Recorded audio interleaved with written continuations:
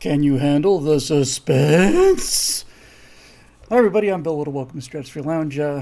We have our walk-in music, which I've always wanted to play on YouTube because it's just so perfect for this. It's I Know a Place. Can you handle the suspense? Hi, everybody. I'm Bill Whittle. Welcome to Stratosphere Lounge. That was shocking. Petula Clark's I Know a Place, and it's just so perfect for this show, and I never get to play it for people on YouTube. Anyway, I do play it for the walk-in, and I played it for the walk-in, and then there was a momentary delay. And there was a momentary delay because I had said thought I was rendering something, and it turned out it wasn't rendering, but it's rendering now. It'll be ready in just a second. How's everybody doing? Hope everybody is doing very well. First of all, I want to thank all of you for the happy birthday wishes. You guys are just too much. Honestly, it's not too much. Keep it coming. But Natasha, we went down to San Diego for a couple days, and Natasha did nothing but read the Facebook comments on the way down. She was just practically in tears. Of course, that might have been me putting her practically in tears. Hard to say these days, but in any event, no, we're very, very grateful. Let's just fix this, why don't we? And as always, thank you again for the very, very kind words, and they're going on right this very second in the live comment section. Let's see, in other news. I had thought, that do I have a top? You have a top atop your head. Do I have a top atop my head? Looks like a regular top of my head. In any way, I had thought, that you ever... it's funny is I actually did the virtue signal on this today on faith and how easy it is to expect that bad things are going to happen. I don't mean capital F faith like Christian faith. I mean just faith in things working out well rather than working out not so well.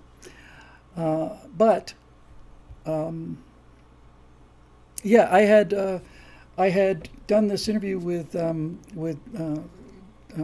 von Doomcock, the future ruler of Earth, well over a month ago now, I would say, and I hadn't heard from him, and I thought, well, I don't know, maybe he heard something about me that has been following me around. Who knows? And I also tried to contact Gary over at Nerdrotic. I tried reaching him 3 times, and then it got embarrassing. So I'm thinking, well, dude, you're just, you're a guy who has a great future behind you, and that was that. And then in the space of, I don't know, an hour, I got a message from Doomcock saying, "Hail Bill." All his messages always start with "Hail Bill," so it's always "Hail Doomcock." It's a fantastic device. If you ever need to talk to him, although I'm sure Mr. Tomes knows this, you always just address him as "Hail Doomcock," and that'll do it. He came back and said the reason it was taking so long was because it was I think he said it was an hour-and-a-half interview, and he said it was just such a great conversation. He had to do a lot of editing on it, and it's longer than anything he's ever done. So that was cool. And then I don't know, half an hour later, ding. Hi, it's the booker for Gary and Nerdrotic. He'd love to have you on the show. Why is this important, you say? Why am I not worried about, why should I not be trying to get on, the Levin show or something like that? Well, it's because I'm a saucy boy. That's why. So that's all good news. And I talked to somebody I mentioned before, really big in the internet, and really practically wrote a lot of the internet, and told him I wanted to do a second channel. And among the things I wanted to do on the second channel was tutorials on how to make movies in Unreal. That's all. I don't know jack about programming it for games. I just know how to make movies in Unreal. And this fellow's wife, a lovely lady, just shot up. She said, "Oh my God, everybody wants. That's all 12-year-olds want to do. They want to make movies in Unreal." So you can. Unreal Engine is a game engine, but it's also capable of doing some pretty good what's called cinematics, pre-rendered scenes. And now we come to the reason why we were just a little bit late launching here today. I'll just tell the story as it unfolded. So I've had the chapter 1 of this D is for Dungeon thing finished for months, finished in November. And I really like it, and I think it's great, and I love the animation and the music and everything else, but there was something about it that was just bothering me. And then I had a screenwriter friend of mine come over, and I showed it to him.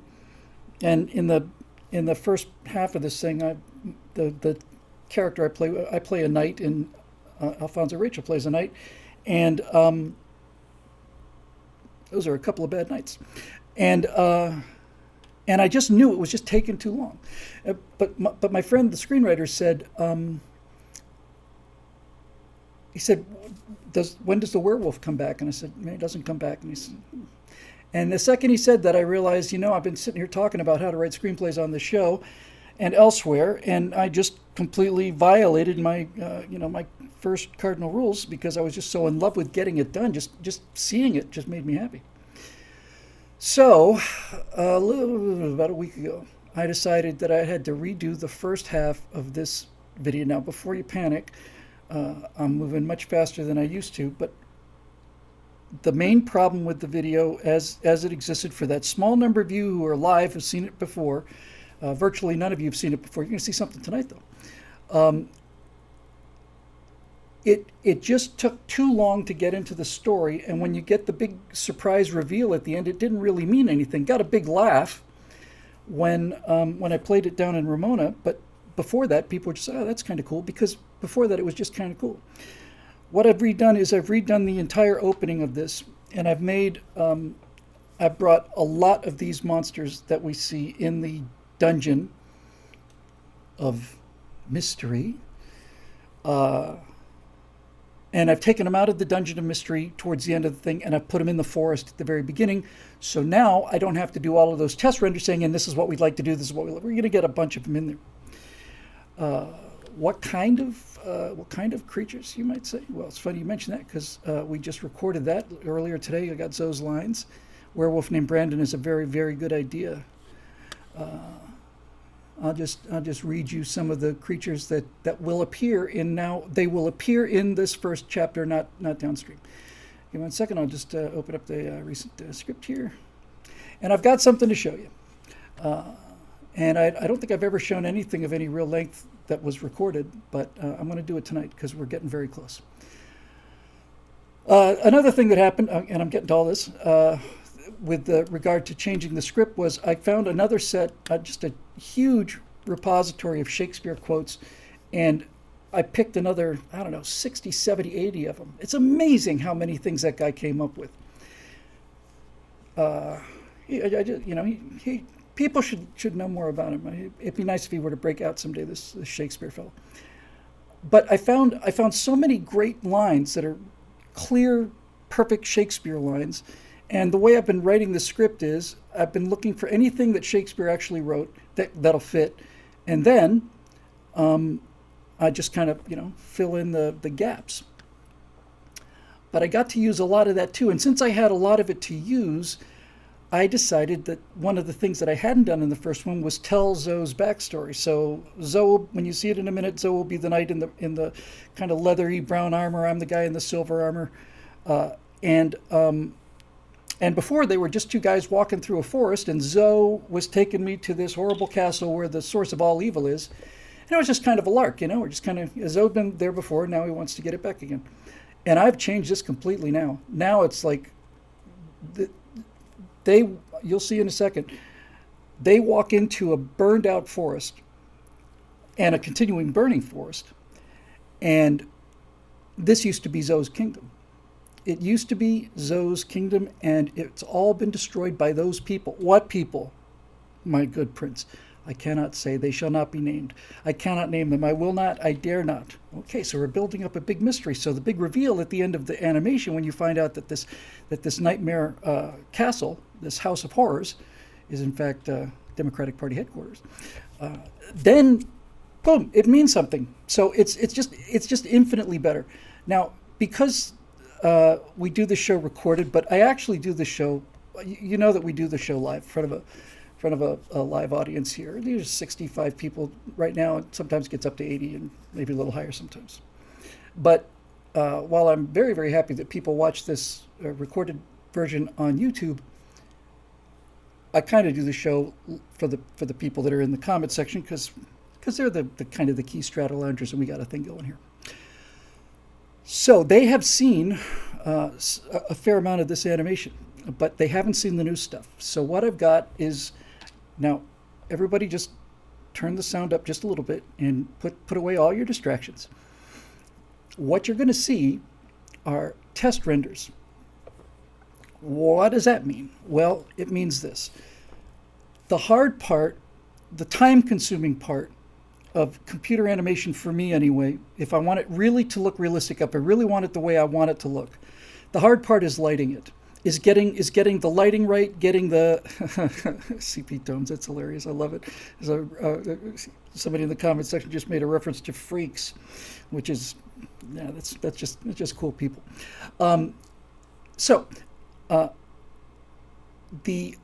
The first thing you have to do is you have to kind of pick a location, and that means, buying assets. I buy a castle, I buy a forest, whatever. Then I got to fly around in the forest and figure out where I want to put this action, and I got to frame up a couple shots, and then I got to light the thing. And since this new version is taking place in heavy fog, that is a bear. It's just really, really hard because you want the fog to be thick enough so that shadow figures can come walking out of it, but you don't want it so thick that you can't see the characters in front of you. You want the torch that the guy's carrying to light up the trees nearby and put a nice orange glow into the fog, but not too much because then you blow away the background. And it's basically balancing fog density, the brightness of the lamp, the torch, and the camera exposure. And it just took forever. But I've got 4 of them to show you, and by next week I'll be damn near done. I expect I'll be done by next week. I hope so. So I think with much further ado, let me see. Here we go. So for those of you who have seen it before, here is the new version of the forest walk. What you're going to see are the first 2 shots are. I'll just narrate them with that. All right, so let me find them. All right. Do your thing, baby. So this is the new look. The second half of the thing at the castle doesn't change at all. Come on. Be nice to me. Okay, so here we go. So there's the burned out forest. And during this time, Zoe is talking about this used to be a emerald canopy overstretched this, and our people used to lie on these hills and look down at acrobats and jugglers, and women would cheer them on, and birds in the stream, and everything. So, did I do the same shot twice? I guess I did. Anyway, the reason I say this is a lighting test is because his head isn't right, and he will be talking, moving his head, but it gives you a pretty good idea of, you get to see these guys in daylight, which you hadn't done before. I think I got that. It wasn't too different. There were different shots. Here's a reversal. Dun, dun, dun, dun. Yeah, that's pretty cool. I think that's a cool effect. I lit all those fires myself. Check this out. I think that's just fabulous. I just think it's just fantastic. So Zoe says, I keep asking him, where are we going? He won't tell me. And he says, we're going, we have to go to this horrible place. Look at that. This is a guy who first picked up Unreal Engine seriously less than a year ago to work with it really seriously. And this is how far I've come in the year since I started doing that first of the animations. So, and then the final thing is, after they get to this place, they go, this is what the actual encounter kind of scene will look like. So you can see that that fog had to get. I can't tell you how long that took me to do that, but it took me a long time. Let's see what I got here. Yeah. All right, I got one more I'm going to show you. And this is a test, big test. When I say test, test. All right, so I understand that what you're about to see, the character's feet are moving through the floor and so on. Let me just go back for a second. So making movies in Unreal is very much like making real movies, which is why I'm familiar with it. And the reason it's taken me so long is getting to know the hardware. Steve Eisenstein says, hey, no collision on that tall grass bill. Correct, Steve, but you won't see that because I'll cover that in the reversal. I don't know how to do the collision. I could probably figure it out, but I don't have to. I just cut around it. Nobody will know. So, yeah, they have built-in fog settings, obviously. You just turn the fog on, and that's great. But when you turn the fog on, the fog comes on. And you have to... Look, my wife and I have this in common, among many other things we have in common. She's an extraordinarily good photographer, and she's turning into quite a painter, too. And the difference between really good stuff and okay stuff is the details. You've got to get it just right. That shot of them walking through the forest, for example. I mean, I don't know how many of those trees I had to set on fire, and some of them I had to take out just to get it the way I wanted it. So first thing we do is we find a location. Then we plunk the camera down just to see if the camera angles are going to work. Good, okay. Then we light it, and then we bring the actors in. Now, in movies and also on stage, Deef, is there a chance of showing up on Doomcock's Saturday night show, Sunday night show? I hope so. I think it's likely. But anyway, here we go.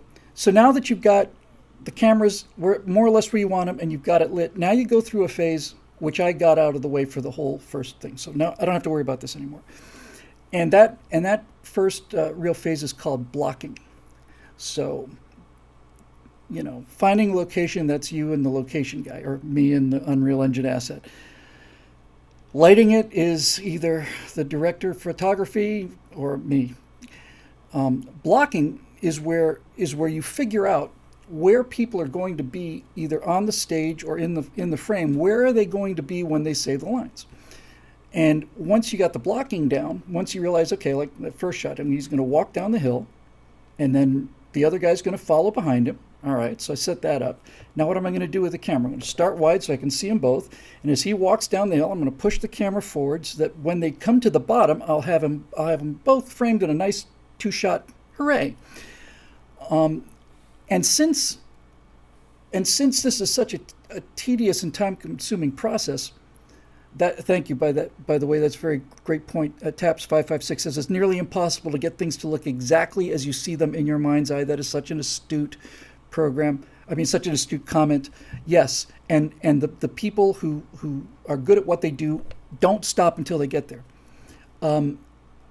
So, all of this to say, I'm going to show you one more thing, and this is a raw render, and this is not the clip I thought it was. I just brought the wrong one, but you'll get an idea. So this was a test of the density of the fog, the brightness of the torch, and what it would look like to have creatures coming out of the fog. And I am not at all happy with this, but it's just one of the, I don't know, I probably did 200 renders in the last 3 days trying to get this lighting right. And I thank God for that, because that's like, frame. Back in the days of 3D Studio, you turn the computer on for 20 hours, you might get, 200 good frames. So here you go. I've got an asset.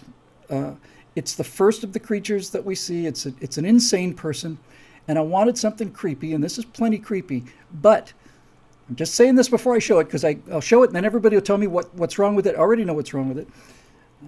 The light is too bright, the fog isn't thick enough, and the character should be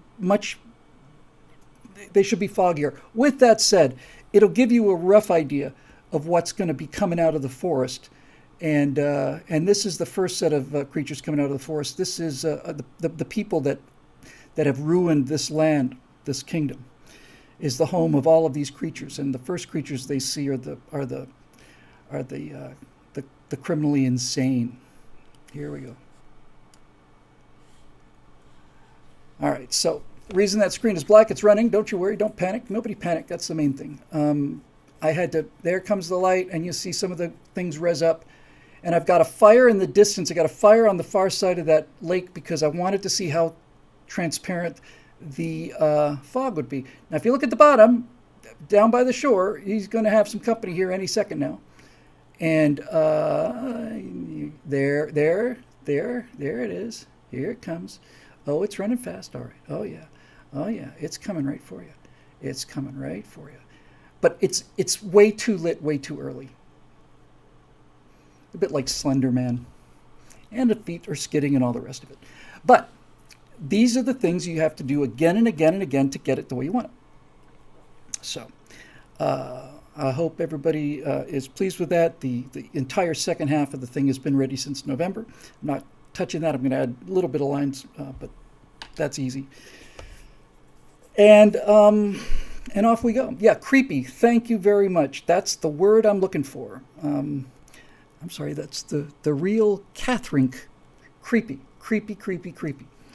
Marisha Dark, of course, has a criticism. Everything says needs more Snyder snow mode. Well, this one is the first one that comes running out, and she comes running out. Other people come out slowly. Some people come out more quickly. This one is supposed to come screaming at you, and they will be screaming, by the way. The sound of the fire burning in there with the forest is a big part of that experience. It's that roaring fire. We did the lines earlier today. And I said, we gotta be shouting a little bit here, Zoe, because we gotta be talking over the sound of all this stuff. And so that's that. Now, here's what comes out of the fog. I'll just read you this, and then I'll tell you about my planetarium experience. Then we'll go on and get all these questions done.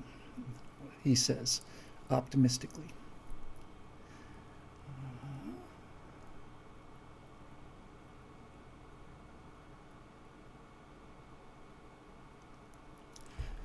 I'll read you this. This is before the creatures come out of the fog. This is after they walk down the hill. This is what they say to each other as they're going through the fire that you just saw. I'm just going to read this to you because it's all Shakespeare. All of it, every word of it. Every single word on this page is written by William Shakespeare. So we're walking through the fire. I'm behind him, and he still hasn't told me where we're going. So I kind of shouted him. I said, Brother, thou hast brought me through unpathed waters to these undreamed shores, and still thou wilt not tell me of our destination. You and I are past our dancing days. I do not like this place and would not willingly waste my time in it. And Alfonso's getting a little ticked off, and he says, And how shall I speak of where this path leads, brother? Hell is empty, and all the devils are here. And then I say, How is it that clouds still hang on you? Why hast thou such a February face so full of frost, of storm, and cloudiness? And then Zeus says, I am not bound to please thee with my answers, brother. Vengeance is in my heart, death in my hand, blood and revenge are hammering in my head. My drops of tears I'll turn to sparks of fire. I will have the revenges on them all, that all the world shall... I will do such things... What they are yet I know not, but they shall be the terrors of the earth. And it's just cool. All right, so here's what comes out at them, and then so the first ones that come out are sorry, one more little scene I added. Before all these creatures start coming out of the mist, they come out of the burning forest, which used to be Zoe's kingdom. And there's a dried up river, and he talks about how this used to be a beautiful river, but these horrible, evil people hate water and fear it and won't travel over it. So they dammed it up, and now it's just a riverbed. So they're crossing the riverbed, and they get to the side, and he says, this is the beginning of their realm. I was so pleased with this. Sitting on the far shore of the beginning of the actual land that's owned by the Democrats. Sitting there is a giant stone doorway, huge, with wooden doors with steel bars on it. It's huge. It's 50 feet tall. And there's no walls. It's just a gate. And I get to say, Zoe says, there stands the borders of their realm. And I say, surely this is in jest. And I walk forward. Here's this gigantic gate and no wall. It's like that. It very much like that scene in Blazing Saddles, where they're riding on the open prairie, right? And they get to a toll booth, and the toll booth comes down, and all the horses come to a stop, and Slim Pickens says, "Ah, hell, somebody's going to have to go back to town and get a shitload of dimes." It's interesting. No wall. So this will give you a good example. And again, this will be in the very first chapter, so that's why I'm very glad I redid this. Alfonso says, "There stands the border of their realm." And I walk up to it. I say, "Surely this isn't just." And I walk up to it, and I look around it. I said, "A gate with no walls." And I push against the door, and then I say, "Locked, brother. The border with no walls hath a gate which is locked. What purpose can this serve?" And Zoe says, "It keeps out the honest, brother." And I say, "A kingdom with no borders, guards, or sentries, unpatrolled by armed men on horseback, is no kingdom. 'Tis but a wild and savage place that knows not law, nor God, nor reason, and is nothing but an invitation for banditry and cruel deprivation. If this were played upon a stage now, I would condemn it as an improbable fiction." Hurrah. So the first thing they see in the forest before the barking mad is they see these creatures with the big ears, and those are there's movement in the forest ahead. I see them. Pray give them none of your attention. Pray give them none of your attention, brother. There are darker creatures we must slay this night. And then I say, "What do you think is their nature?" And he says, "They are not but woodland snitches, brother." Snitches? Snitches? A multitude of snitches guards this place thou namest not. So first thing we see are these giant bat-like demons with these huge ears. Those are the snitches. That's like the outer scouts. And then as we get closer, we start seeing all kinds of shape coming out of the fog. And I say, "By the prickling of my thumbs, something wicked this way comes." And Zoe says, "More denizens of this God-forsaken land. Fair is foul and foul is fair. Hover through fog and filthy air." So here they come. And I ask him to name them for me so I know what they are. So first come the barking mad and the criminally insane. So that spooky looking thing just come running, and their heads are going to be flopping, and it's just going to be creepy.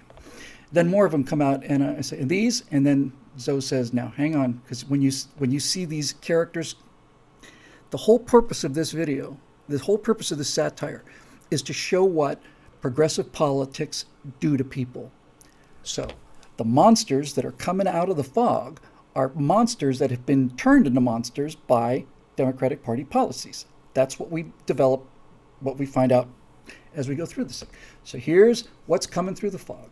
And these, I say, and then Zoe says, more evil constituents of this demonic philosophy, the fatally open-minded, maiden mothers deserted by cowardly and selfish men, spoiled and ungoverned children, the gutless and the heartless, the loud and the vulgar, the weak-minded and gullible, lying rulers and absurd magistrates, the ungrateful, those who worship the primitive, cowards with the hearts of slaves, gluttons, drunkards, and hedonists, all appetite and no discipline.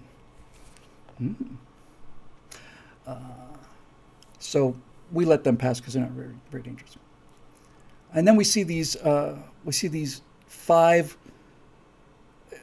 Imagine a cross between a lamprey and a human, like a leech. It's just a mouth. It's just a walking lamprey mouth. And I say, "What be these reeky, fly-bitten deformities?" And Alfonso says, "Spare some pity for them, brother, for these be the saddest subjects of this evil kingdom. These were smiths and farmers once, proud and hard-working men forced into dependency and beggary by cruel lies and deception. Now they're just leeches and dependent." And then we see this good-looking couple of demons, and I say, "What pray are these pretty things?" And Zoe says, "Weak men and insane women, my friend. These lands are both the home and the cause of them." And I say, "Well, women may fall when there's no strength in men." That's a Shakespearean line I like a lot. So we see the weak men and the crazy women come out, and the crazy women looks really crazy. And then we're wrapping up here. And then we start to see like the last of them, and these are more dangerous. "Hence cometh the lower slave masters. These we must fight. The cruel, the hysterical, agitators and creators of division and unrest, devil worshippers, shirkers who take everything, produce nothing, and want ever more." And finally, we get a succubus. So I'm really as happy as I can be with this. I just going to spend the next week doing nothing but. However, you will be shocked, undoubtedly shocked, and pleased to know that just before we recorded this, I finished recording the first Firewall I've done in a long time, and this one is fairly long, but it's the first one in a multi-part series. The series is called The Great Reset, and this first one is called Technocracy. So I really like it. I usually like the ones I write. So we'll be going back to doing firewalls, and thank you, Eric. So it's not just going to be this one. This one's going to be called Technocracy. I think probably the next one will be called Plandemic. And I'm just going to lay out the evidence. I'm going to lay out the evidence, and I'm going to just, I'm going to say, listen, there's so much craziness out there that it's very hard to talk about stuff. And I don't want to increase the craziness, so I'm just going to show you the things that I thought had some merit, and here's the sources, and here's why I think this evidence is fairly compelling. Hey, look at that. I got some light on my face. So there's not going to be any shortage of things to talk about. I mean, you got the pandemic, you got all the election irregularities. The overview of it is that the Great Reset is an attempt of technocrats to take over the rest of us, and that basically the whole thing is a counter-revolution, that the American Revolution in 1776 was a historical anomaly where all of a sudden having a small group of people telling everybody else what to do went away. And the people who liked telling other people what to do didn't like that. So it's not a new world order. It's the old world order. And they're not technocrats. They're aristocrats. That's what's driving these people. And I make a really compelling case for it. And then after I make, I think, a very good case for not only what they want and how they think, and then I go to the Ox and the Scorpion, the USS Scorpion, and all the rest of these things that show that while none of us know the answer, all of us know the answer, and all of us know the answer to a very high level of precision, astonishingly high level of precision. So the first one's about the technocracy ruled by a few, and then it says these people think they should be running society because they're smarter than we are, but they're not. So there we go. We should say, Jamoud says we should use the left zone tactics against them, call it the don't say pedophile bill or the don't say groomer bill. Yes, this groomer thing, calling them groomers is really, really, really pissing them off. And that's a sign you're over the target. Okay, so Firewall's on the way. I'm going to stay here tonight. I'm going to work on it. I don't know if I'll get it done. If I don't, I'll finish it tomorrow. But we will be seeing them next week, and with any luck at all, we'll finally preview the animation next week. Okay, so we were down in San Diego for the weekend, Natasha and I. Her birthday is on April 6th. Mine is on April 7th. That's the way it should be. Hers comes first, and that way it's a build, because if mine came first and then hers, it'd be kind of a disappointment, you'd kind of be going downhill.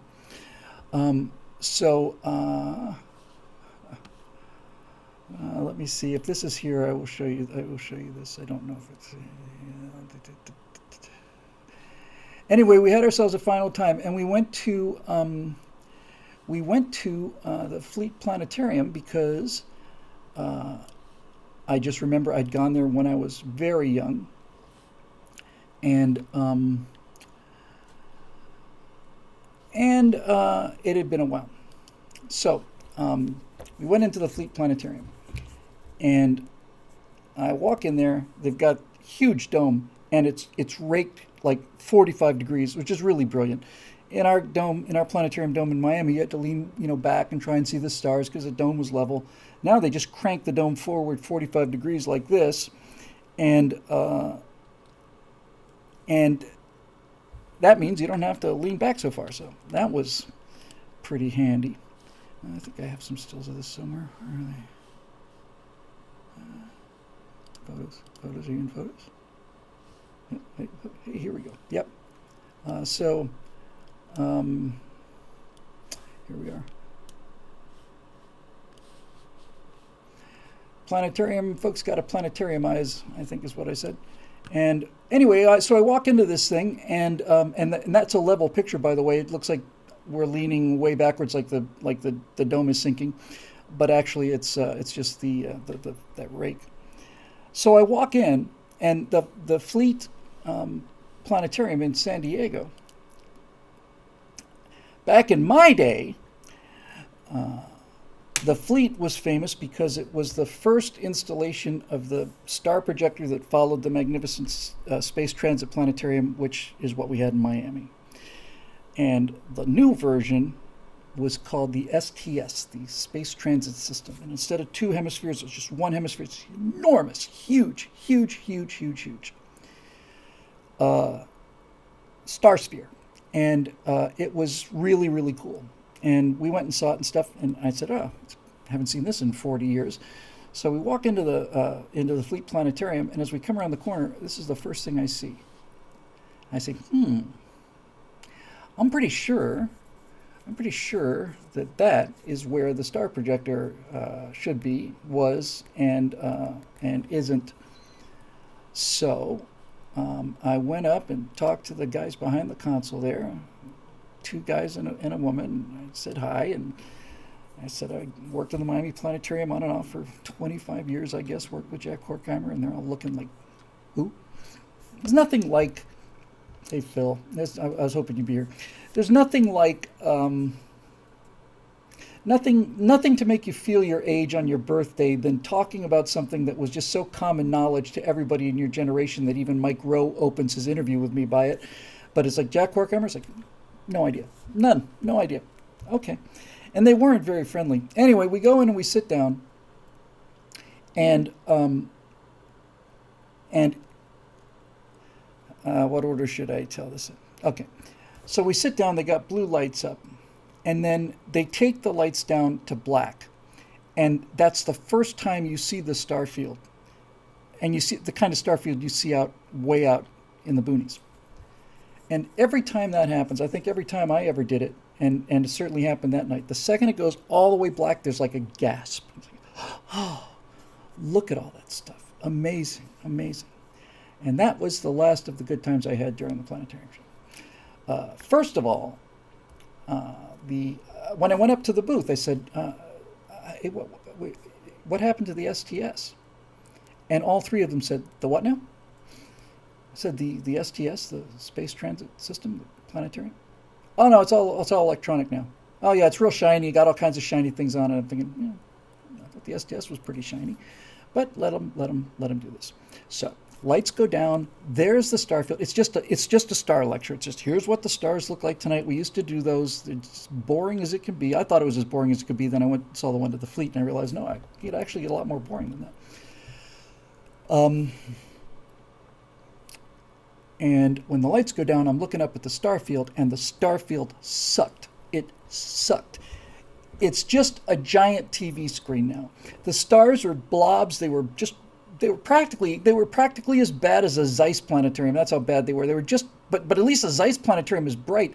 They were just dim things. The moon was up there, and is that the moon? It's so dim I can't tell. It's just a giant TV screen. And our stars in the Miami Planetarium were fabulous. And Phil Trick is watching this live, and he was the technician there, technical director, chief engineer, all whatever you want to add on top of that. And when we had new lamps in there, because they're arc lamps, and over time they'd build up little bits of accretion, and the image wouldn't get sharp. But when we put in new lamps into the star projector, those stars looked absolutely real. They were just points of light. The colors were perfect. Starfield was so much worse with this thing. So it was just ugly. It was just ugly to look at. Ugly. And then they did something where they moved the stars around, and again, I said, we did a much better job than this, because watching the TV screen, it's 10 frames a second maybe, and you're seeing like streak, hideous, horrible. They did eventually do things like leave San Diego and fly out to the moon and then fly out of the galaxy. Now, if that had happened, if I'd seen that when I was, in 1979 or 78 or something like that, then I would have lost my mind. But now, apparently they installed this fairly recently. It's like this. It's just garbage compared to Space Engine or Universe Sandbox. By the way, I cannot recommend Space Engine highly enough. It's available on Steam. Just Google it. It is. It's not really fair to call it an astronomical program, because those are usually teaching astronomy. Space Engine shows you all of the planets, all of their orbits. You can go to all of the actual stars. They procedurally generate exoplanets. Wherever there are real exoplanets, those real exoplanets are there. All the moons are there, every single one of them. And one of the things that's cool to do in Space Engine is if you turn on all of the orbits of the moons of Jupiter. By the way, if you look up at Jupiter, it's basically a point of light. But if you could see all of the moons, all of the orbits, it'd be considerably bigger than the moon. It'd be practically the size of your fist. It's gigantic. So, Space Engine, cannot recommend it highly enough. And then, what the heck was I talking about? The video was just garbage. Dave Big Boutte wants to say, what would have been better as an actual projector? The STS would have been better. And then you can project your little, Look, a planetarium is not a TV show. It's not a movie house. It's a thing, and I'm really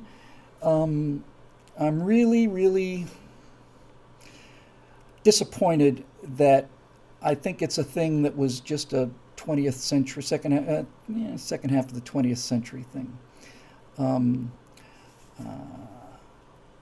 So, anyway, I mean no specific harm to the Fleet Planetarium. I'm just talking about how the new days are not as good as the good old days. But boy, howdy, when that Miami Planetarium, that Space Transit Planetarium had new lamps in it, and the lamps all varied too. They were just not only new ones, but there were some that were just much brighter than other ones. We were on such a budget there. Always, constantly. We're reusing recording tape, and it's just sad. It was sad how cheap that was. What was the admission price? Edward Smith wants to know. I want to say it was around, I don't know, might have been like $19 or $11, something like that. Ours was $250 or something. But everything was so cheap. But we had a stock of lamps in there, especially with the old system.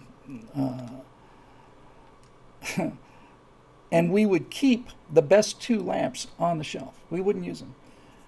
They were like a master, the audio tracks. You never play the master. You make a dub. You play the dub. When you run magnetic tape, it'll eventually just And we were running tape so thin you could see, you could read a newspaper through. Can we please make a new dub of this show? We've run this dub for 5,000 different showings, and it's a great show. And now it's La Leña sounds like. And then you'd put a new dub in there, and you'd hit that play button, and you'd hear the sound, and you go, oh my God, that's amazing. Especially when you turned on the quad.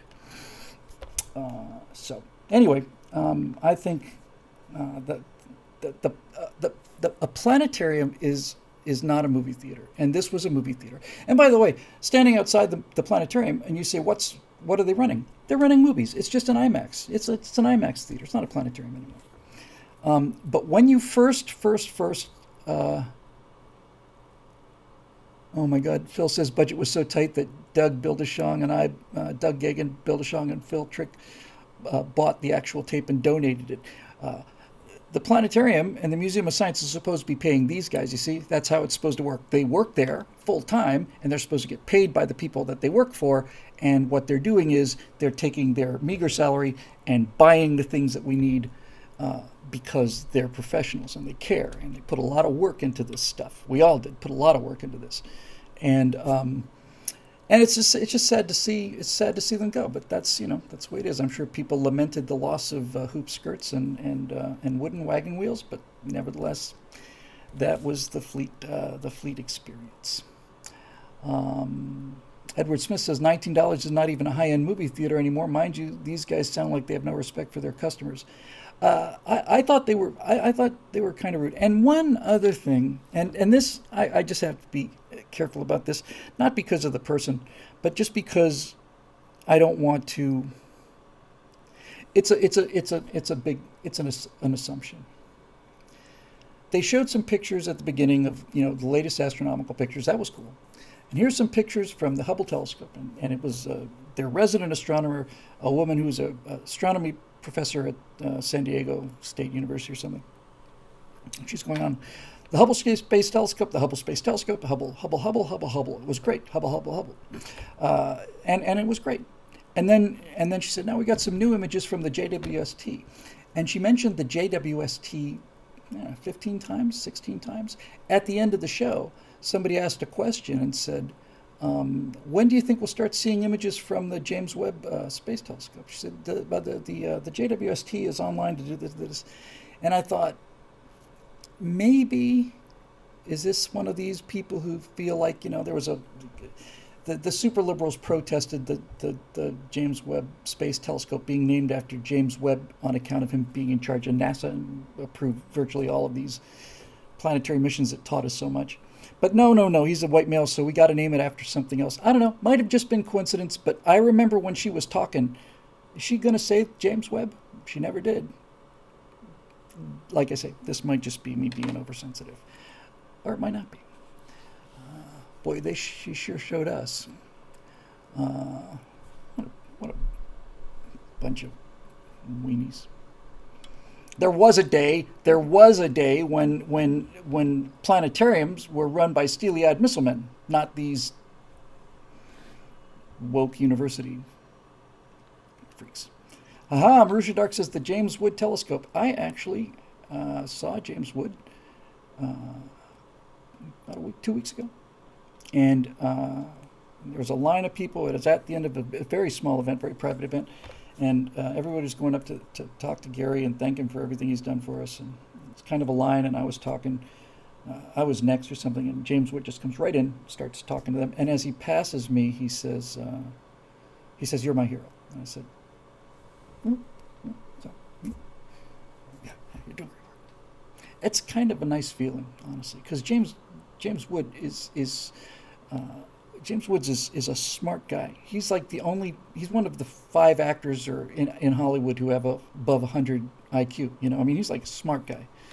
And man, when you see him in person, the first thing you see when you see James Woods is that guy not only looks like James Woods, but he sounds like James Woods, and he acts like James Woods. Anyway, he's just a great guy. Great guy. I like him very much. All right, so I was just going to go to questions, I think. I always say James Wood too. It's Woods. I showed this last week. I'm going to show it again just because I like it so much. And I think if I got it, do I have it? I do. Somewhere. Hang on. Now I'm just showing off, but that's my favorite thing in the world to do. I don't care. I love this picture. This is one of the things that has made my entire career and life, in fact, worthwhile. Obviously, meeting my wife was the biggest thing that ever happened to me. But things like this are things that, keep me warm at night when I think, you missed the boat, pal. I ran this last week. I'm running it again because I like it. It's a picture of yours truly. Who's the mystery guest? Does anybody remember? Look at that picture. That's just a grand photograph. He is the most wonderful man. And John Voight has gotten pictures taken with more people than I've seen with my own eyeballs. But he doesn't do that with everybody. That's what I love about that picture. I just love it. I love the expression. He's such a great guy. Very proud. Very proud. Okay. Oh my God. And concurrently with the Stratosphere Lounge, Dictor von Doomcock is doing his Friday Night Follies show. And apparently he is singing, he's swinging Sweet Caroline a cappella as Bill Clinton. I heard him do John Wayne as, I forget what it was. Is he trying to murder you? The picture of John Voight, G.J. Rupert wants to know. No, he's doing one of these. You kid, just get there, look at this kid. Come here, you kid, you. All right, so here's what we're going to do. We're going to go back to BillWhittle.com because we had a bunch of really cool questions we didn't get to last week, and I said I'd get to them this week, and here it is this week. So now we're going to go look at those first. look at the ones we did last week, and then I'll look at the ones we did this week, and then I will go to Facebook.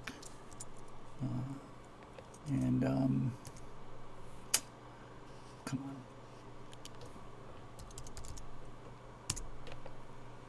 Let's see what this guy has to say.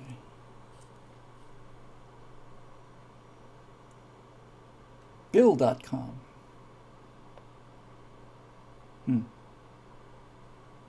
They're a provider of cloud-based software. What else do you need to know? Allow me to log myself into my own site here. We have servers that are, we don't talk about this much because we don't like to brag, but our servers are actually based out in the asteroid belt. We're about, I don't know, about 7, 8, 9 light seconds away. That's why it takes so long for the page to load. Okay, yes, I see, yes, go back, heads up, dismiss, goodbye. A fuchsia banner. Scott Ott, does that work? Members. Member forum. Funny thing happened on the way to the forum. I talked about that last week, I think. Stratosphere Lounge questions and more. We're going to look at the 331.22 questions, and then we're going to look at the 0408.22 questions, and there you go. Well,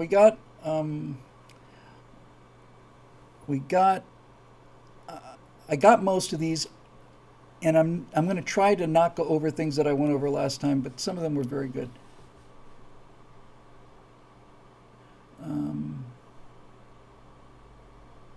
Okay.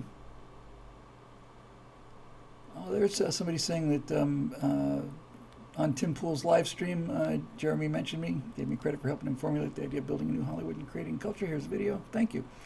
That boy's doing real well. All right, here we go.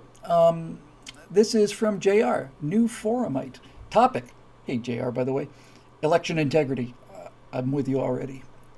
Hello, Bill. I never miss a video you post. Thank you for making us feel like we're not alone. And thank you for the same thing, not being flipped. Now, honestly, it's like there are days when I just wade into this stuff again and again, looking at it like, God almighty, bro. And then I come here and I realize, not only are there good people here, the best people are here. They're just smartest, best people I ever met. Not you, Phil.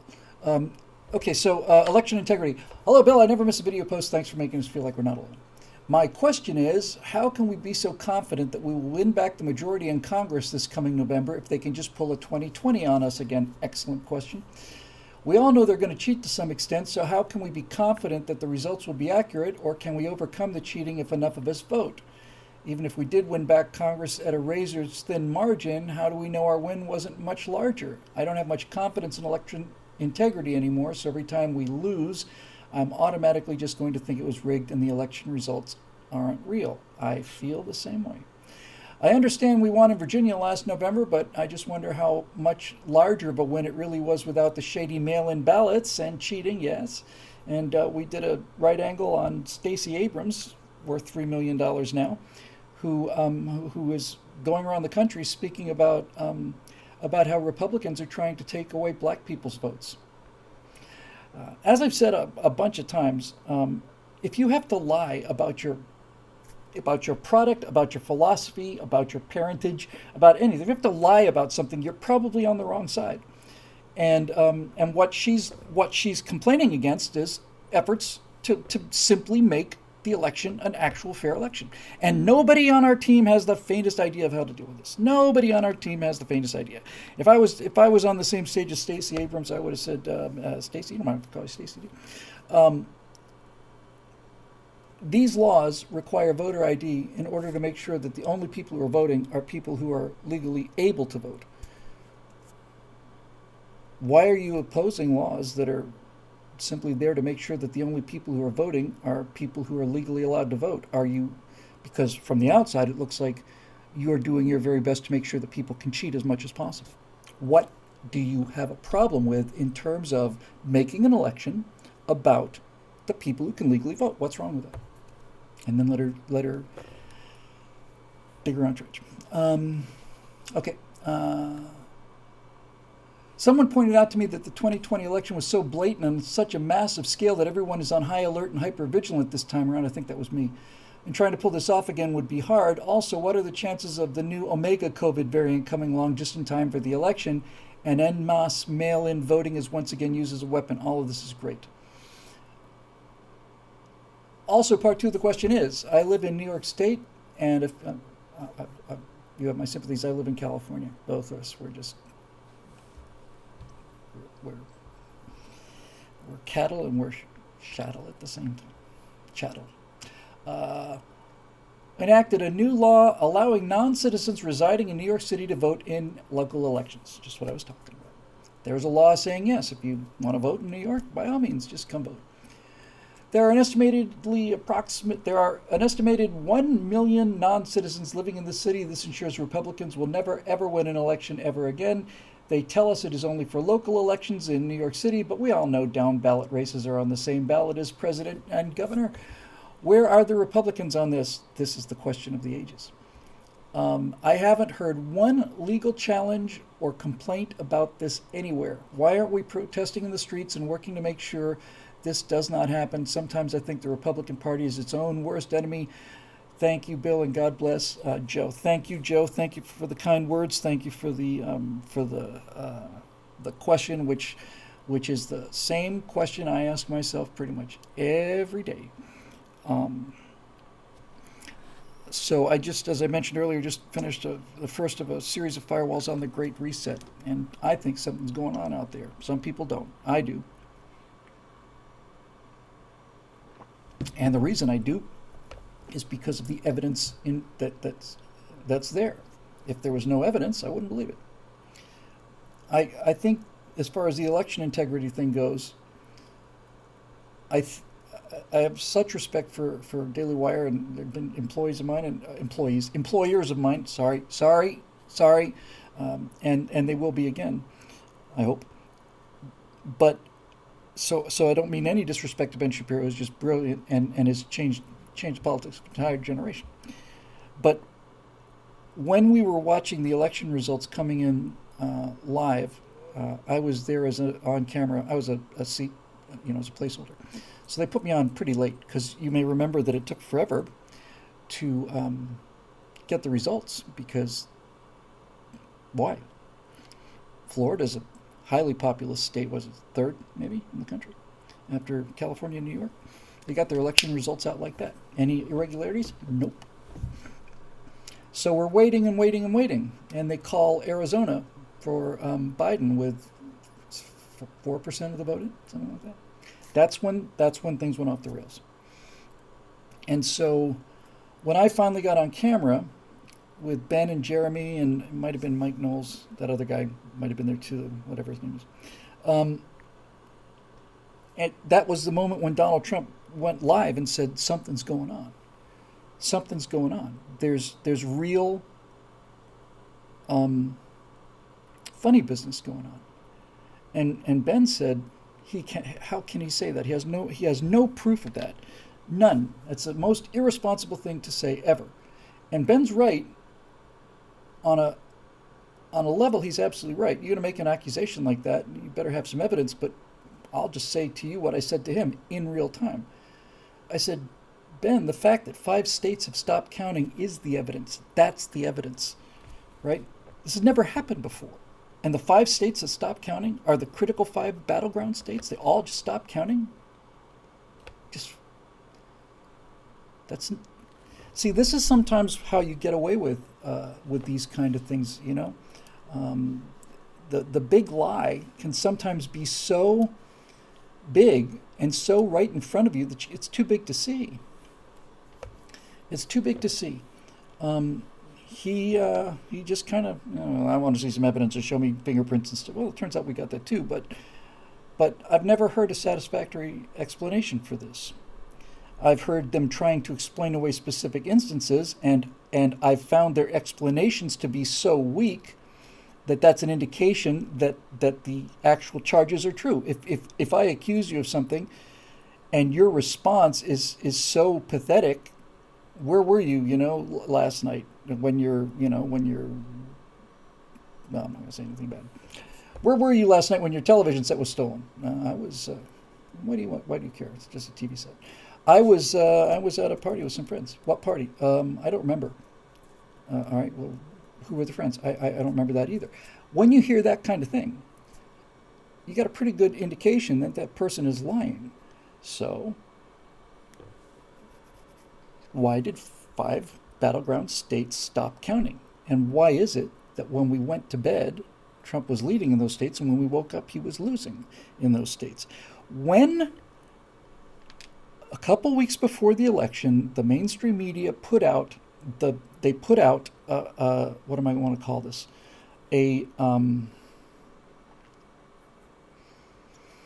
Almost like a prophylactic announcement, something to protect themselves.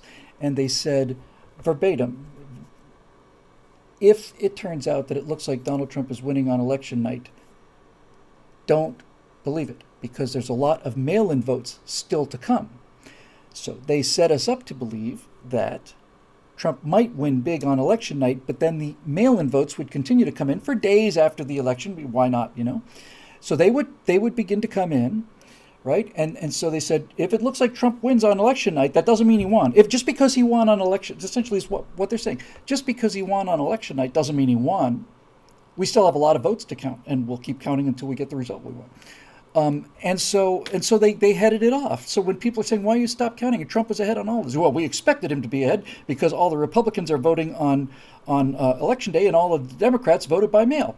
And my response to that was, well, since they voted by mail and since the votes got in earlier, don't you think they would have been counted first? What are you saying? Why would that's absurd. Well, they can just hold on to these votes and just open them up like a birthday present? No. And by the way, if it turns out that you keep allowing people to vote in for days afterwards, then hey, that's grand, right? My guy wins, fantastic. We won, hooray. My guy loses, well, how many more votes do we have to get in the next 3 days so my guy can win? It's just who's fighting for these rules? Who's fighting for mail-in voting? The Democrats. Who's saying that any attempt to make an election responsible and transparent is taking votes away from people of color? Who's saying that's? The Democrats saying. Yes, good point. Bart's Treasures said, I remember hearing them saying, we don't have the results from Georgia yet because one of the largest districts in downtown Atlanta, heavily Democratic district, has been the votes have been delayed because of a burst water main. That was I can never remember. Allstate Arena or State Farm Arena? I think it's State Farm Arena. Okay. Burst water main. Okay, great. So that was the claim. It's a burst water main. And then we saw the video from inside that facility, and there was no burst water main. And there was no burst water main anywhere in the building.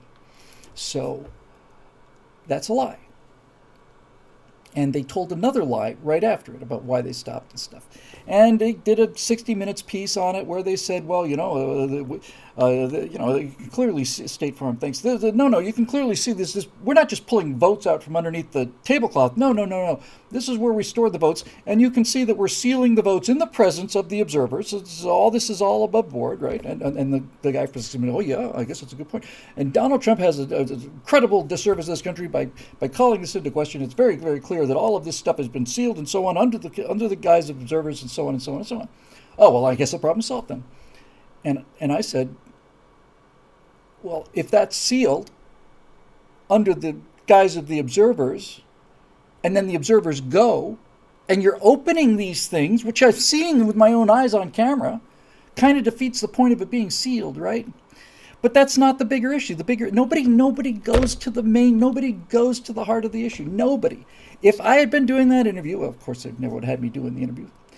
But yes, I will do a Firewall series on this. This is going to be one of the ones that I'm doing on the Great Reset because I think the stuff's all tied together.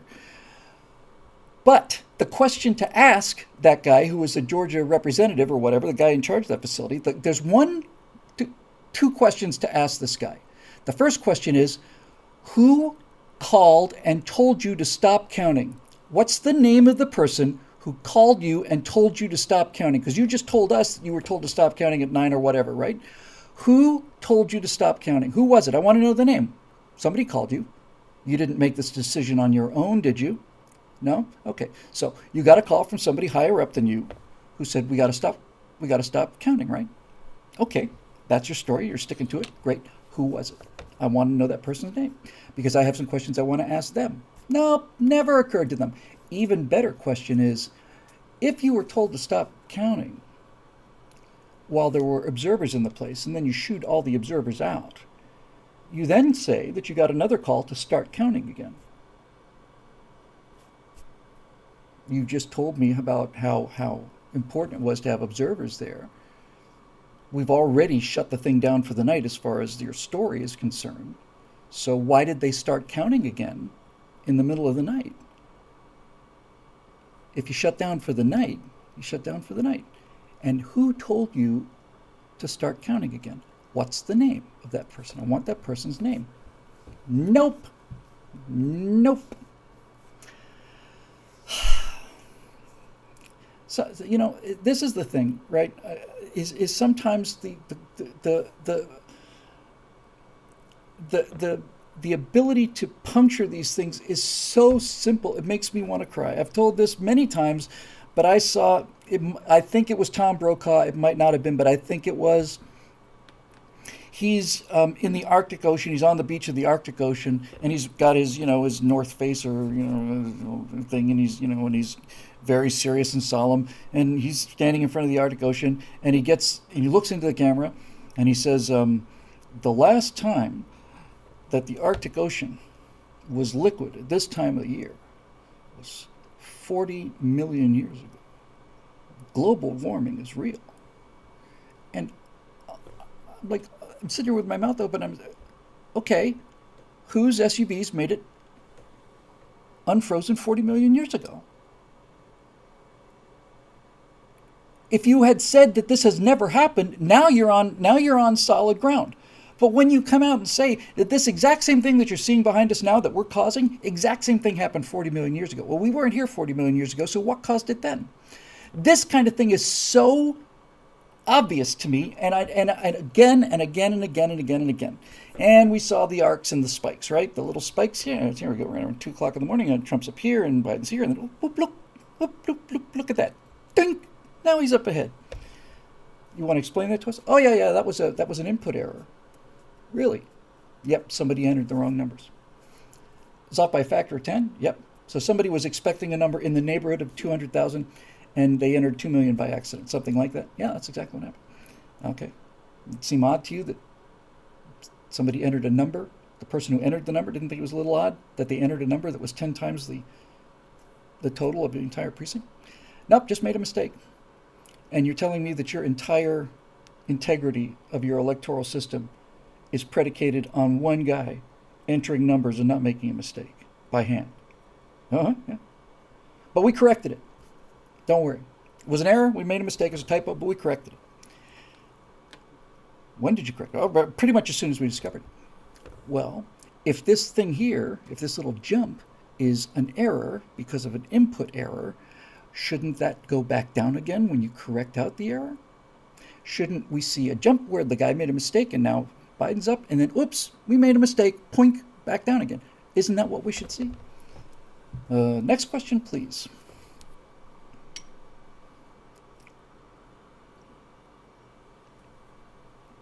G.K. Masterson, then why was it never fixed? Oh, it's fixed. It's fixed. Look, our response to this is really the issue, but from if you just take 2 steps back, it's exceedingly obvious what's going on in this country. What's going on in this country is that Democrats and far left policies cannot be elected in this country. Politicians who openly say what they believe on the left are roundly defeated, and so the only way that they can stay in power is to cheat. And that's why all of their political positioning is pro-cheating. Republicans are trying to take away the votes of black people. How so? Show me where in the bill it says we're taking away the votes of black people. Show me. I want you to read it to me. You just made an accusation. Read the part of the bill that says that black people can't vote. Read it. Read it. This is the thing somebody needs to do with these people. And nobody does it. Nobody does it. Nobody. Show me where. The Don't Say Gay bill, show me where the word gay appears in this bill. Show me. Read me the paragraph. No, it doesn't. Okay, all right. So now we know, and you know, and the people at home know, that you're lying, and you're lying because you can't win unless you lie. Now, to the bigger question, which is what you started with, is it possible to recover it? I think that the 2022 election is going to be the most astonishing landslide certainly in my life and maybe in American history. All the numbers are indicating that, and certainly I don't look at the polls much. I just kind of try to get a feel for things. I look at comment sections. What are people saying in the comment sections? What are they saying in the comment sections of the White House's Instagram feed? Right? And by the way, for the last month and a half now, 5-6 weeks, have been completely spammed by Russians. Completely spammed. You can't get an English comment in the White House's Instagram feed. But obviously, there's going to be a major move. Now, this is what I believe, and I think this might be what you referenced in the question. To be honest with you, JR. I think that the 2020 election was a sneak attack. I think it was, if you was it November 3rd or 4th? I can't remember. November 4th, 2020, you put it down with 9/11, and December 7th, 1941. It was a sneak attack. And the reason I say it was a sneak attack was because when these people said, we're shutting down for the night, the Republicans said, what? They said, we're shutting down for the night, everybody out of the building. So the Democrats leave and the Republicans leave. Okay, well, they shut down for the night, I guess. It's weird. I guess we'll be back when they open in the morning. We'll be here bright and early at 7. And we came in bright and early at 7, and look at the vote totals changed. By then it was over. It was a fait accompli. It had already happened. And then they just plain ran out the clock. And the Supreme Court lost virtually all of its credibility with me by not taking this case. If there was ever a reason to have a Supreme Court, forget about whether there was ever a case meant for the Supreme Court, if there was ever a reason to have a Supreme Court in the first place, just ever a reason to have it, it would be to resolve this issue, this kind of issue, a national level issue. And if it had turned out that they had gone in there and presented all of their evidence and the Supreme Court had said, we don't see anything here, I would be a lot less sure about this, but I'd still be sure about it because the evidence is just overwhelming. But they didn't. They punted. They just punted. No, we don't see what we would have to say about that. No, we're not going to get involved. Okay. All right. So, can we win again? Yes. And the reason I say we can win again is because you only get one sneak attack per war. I mean, knockout sneak attack, right? The Japanese sank the U.S. Pacific Fleet, the first fleet. They sank it because we were sleeping. And they ran those jets into the World Trade Center because we were sleeping. And then they shut down the counting and then started it up again because we were sleeping. But we weren't sleeping after that. And I remember seeing one or two Republican poll watchers showing videos of all these irregularities. It's not going to be one or two poll watchers there now. It's going to be hundreds of poll watchers, hundreds. And if they try to do this again, if they try to shut the thing down again at nighttime or whatever, no, it's not going to happen. They're not going to be able to get away with it. Now, the trick will be, I don't know. I know this is out there. I personally would not be surprised. That may not be mathematically possible now that I think about it. But I wouldn't be surprised if we see veto-proof majorities in the House and the Senate. That's how upset I think people are. If we had veto, I'm just speculating now because it's a tough thing to get, very tough, virtually unheard of. But if we had veto-proof majorities, then the first and only thing we should do, I'd say forget the border. Border's important, but that's not as important as this. I would say we will enact laws to make the country, every state, go back to paper ballots that are submitted at polling places under the supervision of people from both parties on election day. Period. No mail-in voting, no walking in. In fact, the situation is so grave, I am 100% convinced and I'm 100% in favor of, if I could run the 2024 election, it'd be nothing but paper ballots, nothing but. And when you voted, you would have to stick your finger in that same purple ink that the Iraqis stuck their fingers in back in 2005 when they had their first election in forever, to prove that there was no fraud going on. Who's going to be opposed to that? Who would be opposed to that? What's the problem? Mark people? Yeah, I want to mark them with ink because look, we all agree to follow the rules, right? That's the illusion that we operate under. We know you don't believe that, but you have to say that you believe that, because otherwise you're just advocating tyranny. If you advocate tyranny, then that would require a response different than the one you would get from losing an election. So that's what I would like to see. And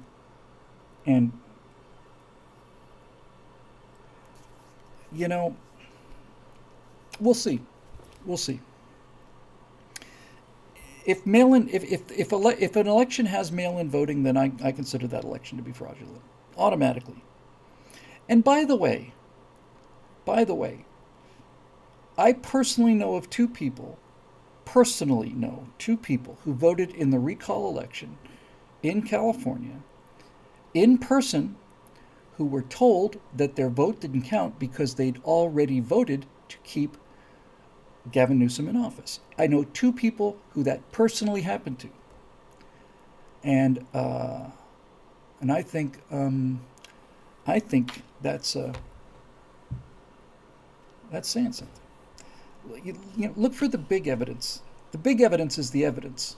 The little evidence is great evidence too, but the big evidence is the evidence. And it keeps dribbling in, you know. And by the way, I've said this many times because it needs to be said. One of my absolute political heroes is Trey Gowdy. Watching him go after James Comey and watching him go after Hillary Clinton just made me a lifelong fanboy. But I've said this many times, and I'm going to say it again because it's so important that people understand this.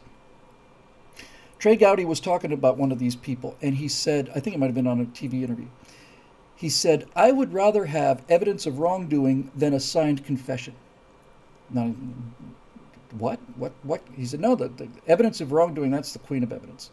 And I'm sitting there thinking, how can that be better than a signed confession? And he says, if you sign a confession, you could argue that you signed it under duress. You could argue that you didn't know what you were signing.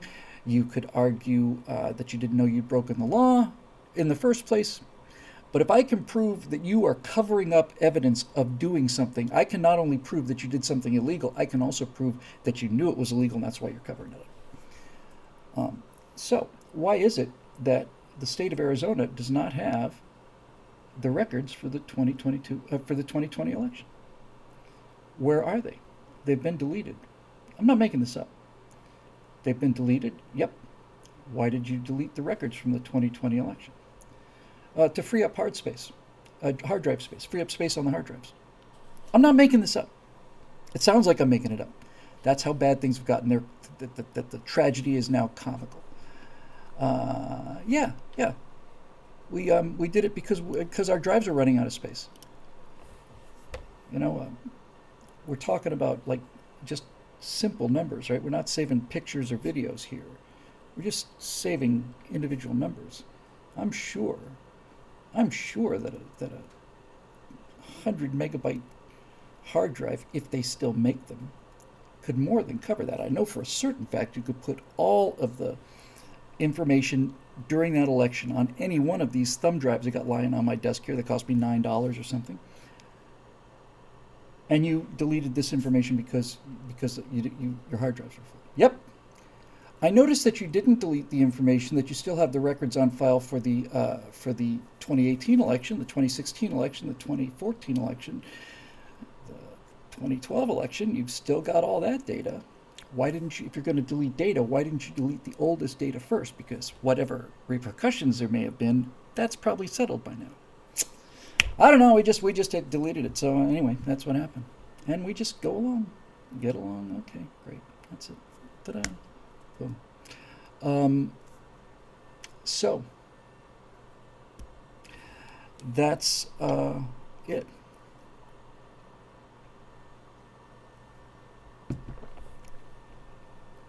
Marush is right in the comment section. Says, all the evidence in the world doesn't matter if we don't have the will to act on it. It's the will to act on it. It's the willingness to keep standing there when this hurricane of social media and press coverage and all the rest starts blowing you down. It's the will to stay there, and and Kavanaugh was one of the people who disappointed me very, very much on that. But nevertheless, when they started throwing the nastiest business I've ever seen in my entire life was what they did to Kavanaugh. And Kavanaugh could have just walked away from it. I'm sure I would have. He just said, no, I'm just going to stay here and take it because I'm going to stay here and take it until we win. And that's exactly what you need. Yeah, Terrenson says Bill Barr told Wolf Blitzer on CNN that mail-in voting was fraught with fraud in October of 2020. What happened, Attorney General Barr? Yeah, what happened, Attorney General Barr? What happened to all of these people? What happened to James Comey? What happened to them? What happened? Something happened. There's no question, right? There's no question that the FBI was complicit in the entire Russian collusion hoax. That Hillary Clinton and James Comey essentially got together over some nice warm glasses of hemlock or whatever the hell they drink and decided, okay, that's what we're going to do. There's no question about it, right? We got the emails, we got all of it. So what do we do? Anything? Nothing. Nothing is what we do. So I think this is going to be a big opportunity. And, all of this mechanical stuff, by mechanical stuff, I mean, what can we practically do to ensure election integrity? All this stuff is critically important, but all of this stuff follows the moral argument. As long as they win the moral argument, then none of this stuff's going to happen. As long as they've managed to convince people that election integrity means white people taking away the votes of black people, then it's never going to happen. It's not going to happen. You got to win the moral fight first. You got to win the story first. You got to have a better story, a more accurate story, and a more appealing story. And when I say story, I don't mean fiction. I mean you're going to tell people this is what we think, like I've been doing all night here. And yeah. And Eric Blake says, got to say, Bill, the IRS would crack down on you if you deleted your tax records for space, right? Yeah, they sure enough would. Mobile Moto says Romney, Murkowski, and Collins are liberal Republicans. They never surprised me. None of them will be reelected for what it's worth now. It's already, the damage done has been monumental, but then none of them are coming back. So anyway, that, if we can fix it, we'll fix it. If we can't fix it, if it's too corrupt to fix, then we'll just walk away. And what I mean by that is walk away. I mean, look, the country is too big. The government, rather, not the country, the government. The government is too big. $10 billion lost, rounding error, gone. $10,000 million, no idea where it went. That's too big. It's too big. It's a dinosaur. It can't move fast enough anymore. And so, if the country ends up being 100 different republics, then I'll move to, Republic of Western North Carolina, or whatever the case may be. So, there you go. And ultimately, you get the government space that you get the kind of government based on the kind of citizens you have. And the things I've heard lately from school teachers, including progressive school teachers, but I repeat myself, they're saying that these students now, they're not even failing. They're not even going to the trouble of failing. They're just not showing up. They don't answer. They don't look at you. They don't listen. They don't read. They just stare at the walls. And that's poor teaching. I like that one, the Republic of Whittle. That would be excellent. I would rule as a god. That's what I would be. I would be the God King. And then Jeremy and I would hurl lightning bolts at each other until finally only one god king remained. And that's a great point too.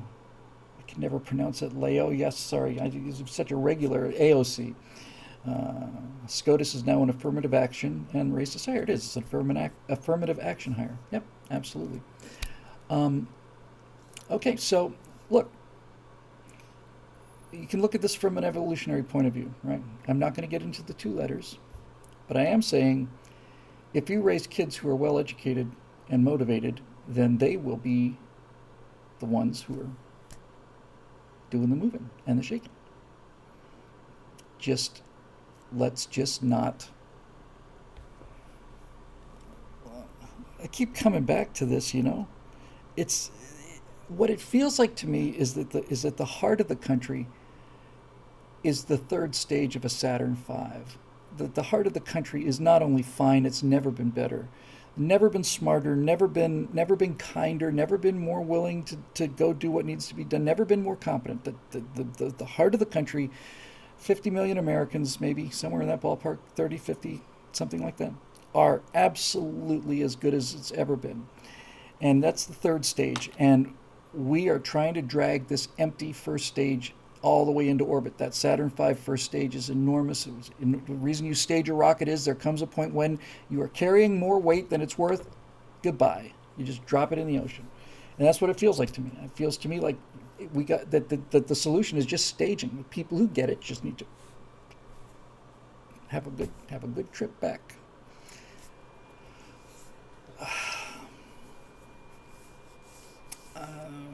But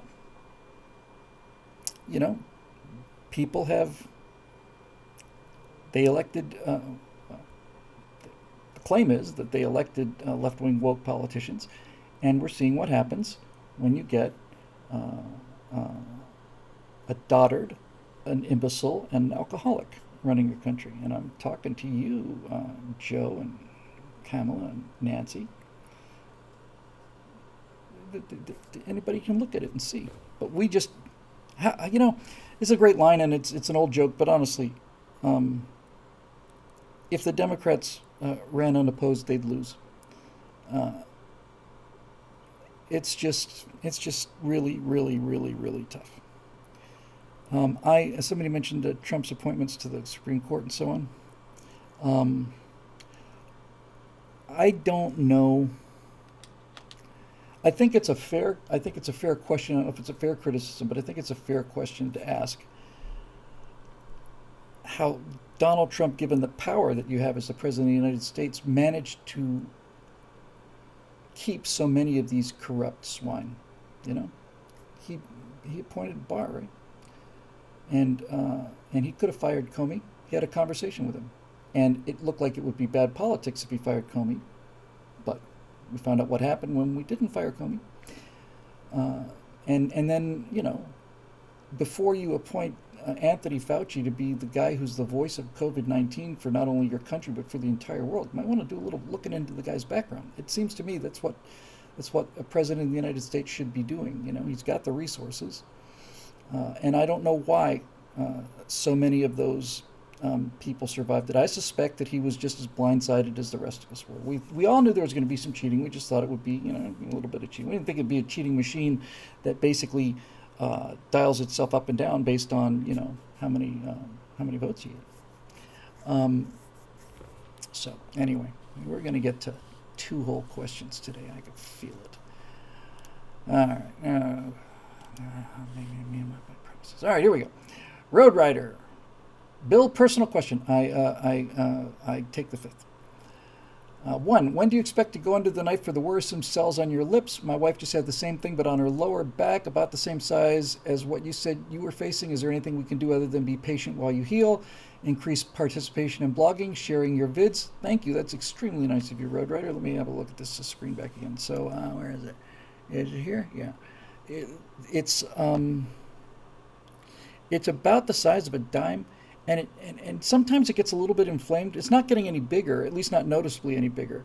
I've actually, the honest truth to give you your answer is I've postponed the surgery 3 times, which is not like me at all. I don't have any fear of surgery, and if I need something done, I'll just get it done. It's just that 3 times I have been absolutely required to be either be someplace or be on camera, and the last time I postponed it was probably 5 6 days ago. So now I think I'm scheduled for June 10th, and hell or high water. I'm not at all worried about the surgery. Um, I have seen. I did shows when I had the biopsy done, so there was a big red scab like right there, and that went away pretty fast. But this thing's gonna make a, they basically just they make a crater. They go around. The Mohs procedure consists of taking as little of the naughty cells out as possible, but you got to still make sure you get them all. Um, so there's going to be a big freaking hole in my upper lip, and I suspect it's going to be about the size of a nickel. Uh, so what I will probably do is, depending on how, I'm not at all worried about it hurting. I got a pretty good pain threshold after all I've been through. And so what I'll probably do is just keep doing the regular shows with a Band-Aid on, because I don't want to scare the children. And then once it starts to heal up enough so that it's, scab or something, I'll either just go without makeup, or maybe I'll put enough makeup on it so that, people don't pass out. When somebody said you need a Mohs procedure, I Googled Mohs procedure. Don't do that. Don't do that, because I thought nothing. These people, like, the entire inside of their sinuses visible and all that. I don't have any idea how bad it's going to be, or how invasive it's going to be. I really just would like to get it over with, and it really bugged me having to reschedule it the first time. The second time made me very angry, and the third time was practically apoplectic. It's like, I cannot believe I'm going to have to cancel this again, but I did. Um, So then the next question is, if you're out for a long recovery, are you planning on just taking BillWhittle.com on a hiatus? Old Burbank saying, hey, yeah, was that from Tonight Show? Or will Zoe or others fill in during your recovery? I have to tell you, Roadrunner, meet, by the way, I am not planning on missing anything. I am working on, I just recorded, as I said earlier in the show, just recorded the first on a series of firewalls about the Great Reset. And I have no doubt that I'll get the rest of those done before we get to those. So we'll have those out, and then I'll just be back to doing, moving back to America and stuff, and trifectas. Unless I'm not able to speak, and it's not a high bar to clear for me sometimes. Then I don't expect to miss any time at all. Honestly, I really don't. Unless they have to staple my lip to my teeth or something like that, then that might be something I might have to sit out. But I'm not planning on going anywhere. I'm planning on being here. Bifecta, quadfecta, maybe more Scott interviews. Scott long form rambling on just one or two topics, or Steve long form babbling on whatever comes into his head. The return of Zonation for 2 or 3 weeks. It'd be amazing. Take care, rooting for you. See, these are the people that make this job just so worthwhile. And these, honestly, seriously, I'm not joking about this. I know it sounds kind of, I don't know,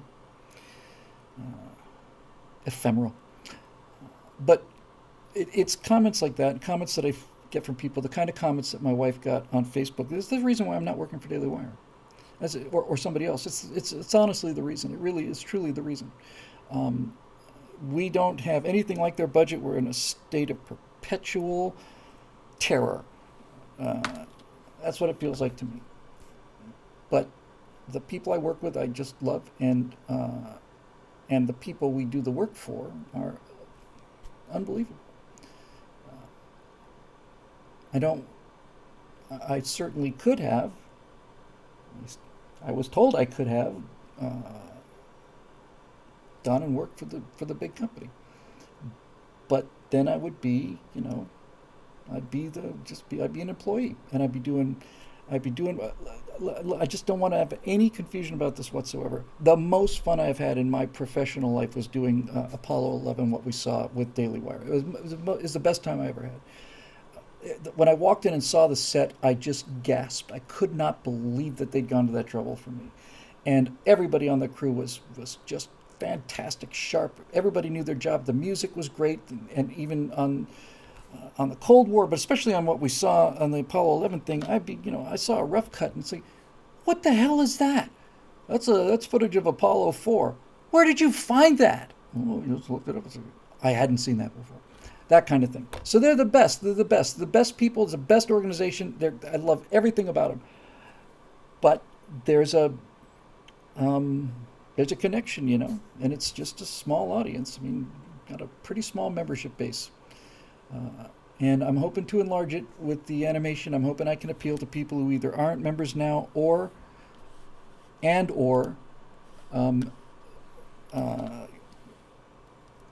have people who either are members or have supported us in the past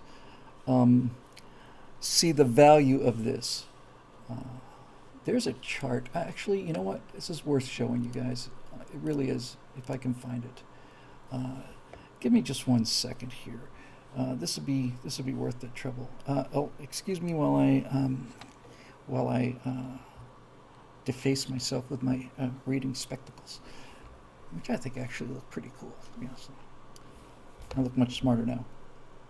Problem is, you can see what's on the screen, so that's kind of dangerous.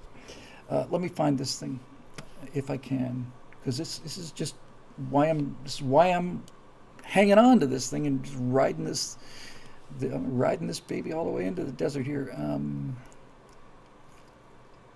Where would that be? That would be under, yes. Good.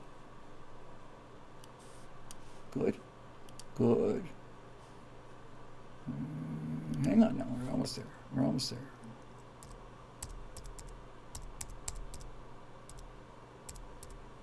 Okay. I'm feeling the vibe. I'm close to where I want to be. It's worthwhile. Come on. I did a lot of work on those. Here we go. So I've got all the graphics here. So I took a look at the top 5 conservative websites at the time. This is 3 years ago.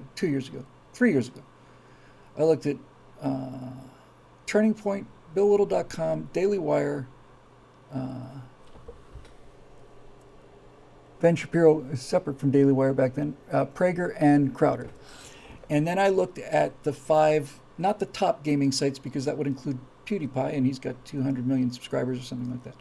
But I looked at 5 conservative commentators, and I looked at 5 gaming channels, right? Not out of the park top channels, just 5 established gaming channels.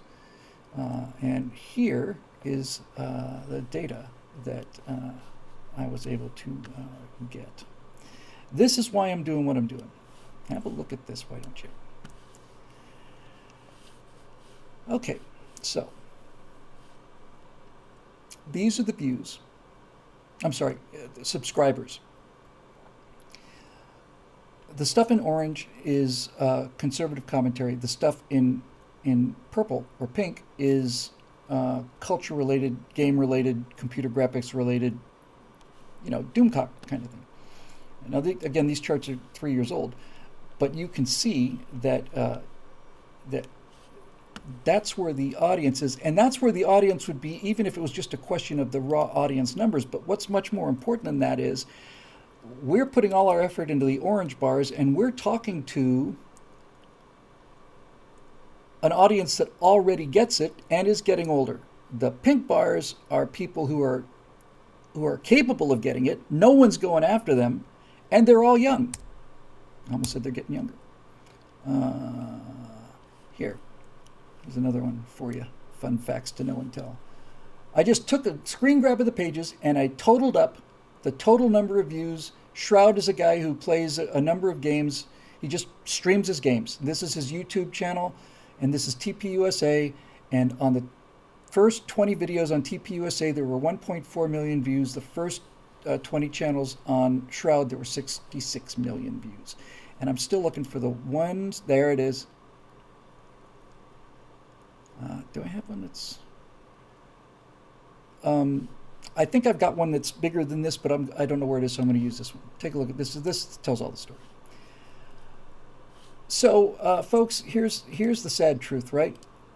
All of the efforts that we do, all of the efforts of Mark Levin and Glenn Beck and me and Daily Wire, Steve Crowder, all of the efforts of everybody is going into that orange slice, and no one's touching the purple. No one is touching the purple. And I'm going after the purple. That's what I'm doing. I'm going after the purple. And those animations I showed are the language that young people speak. And it's the visual language. It holds their attention, and that's the case right there. You just saw it. That's the entire case. So that's why I'm doing what I'm doing, and that's why I'm not in Nashville at the moment. May end up being in Nashville. You never know. It's touch and go around here. Anyway, Road Rider, thank you very much for those very, very kind comments, and I can't tell you how much it means to me. Thank you. Moving on, Jim Duval, spelled a little different, Duval. And anyway, new forum. Hi, Jim. Didn't mean making fun of your last name. It's very interesting. Here's a quick question. The Navy's being very quiet about the F-35 that crashed into the deck of the aircraft carrier. Experienced pilot had been vaxxed a few days before. What are your thoughts?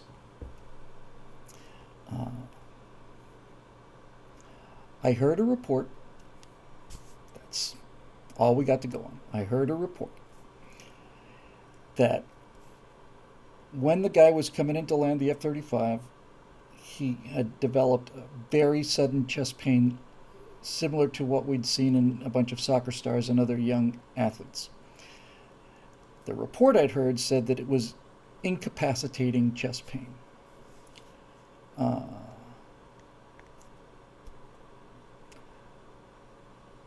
Again, the report I heard was that the pilot in question immediately said it's the Victrola.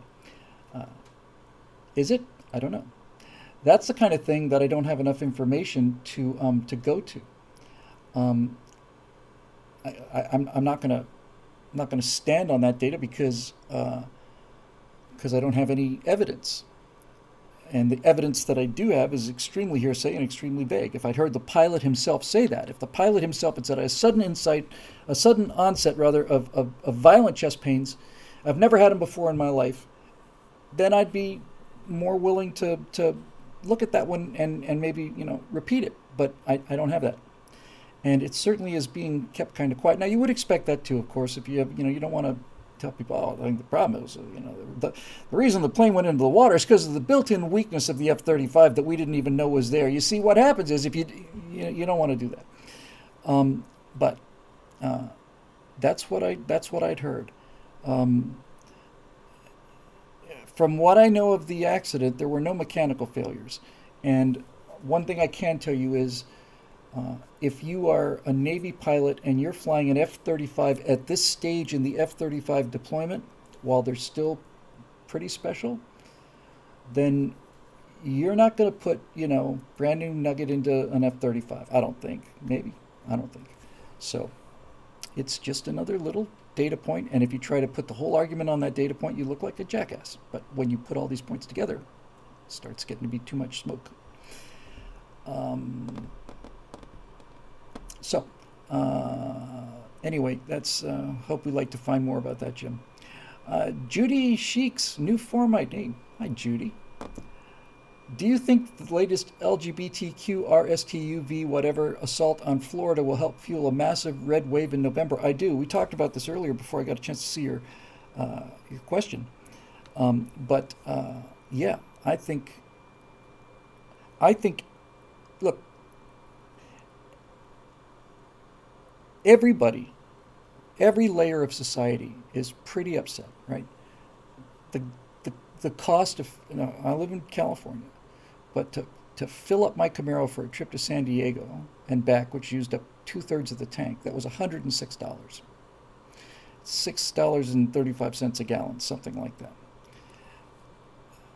There was significant, if not most of my life, I was buying gasoline by the amount of money I had in my pocket, $5 at a time, $2 at a time, that kind of thing. Nowadays, if I tried to do that, I barely get back to the gas station.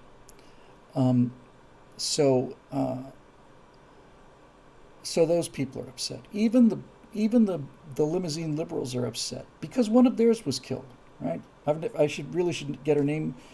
I don't mean any disrespect for her, but there was a prominent Beverly Hills, uh, uh, Brentwood kind of socialite who had a I don't know if it was a homeless guy or criminal, followed her into her house, murdered her in her bedroom. And when that happened, all the rest of those toffee-nosed sons of bitches out there suddenly got religion when it comes time to enforcing the law. All of this, oh, no, we got to defund the police. Uh, Maybe we could defund the police, but let's actually raise the number of police here, Brentwood, where I live. So all across the board, I just think everybody's just sick of it. I think that if you are the parent of a girl who's in athletics, how you can vote for a Democrat, I just don't know. I just don't know. I really don't get it. So I think it's going to be huge. I really do.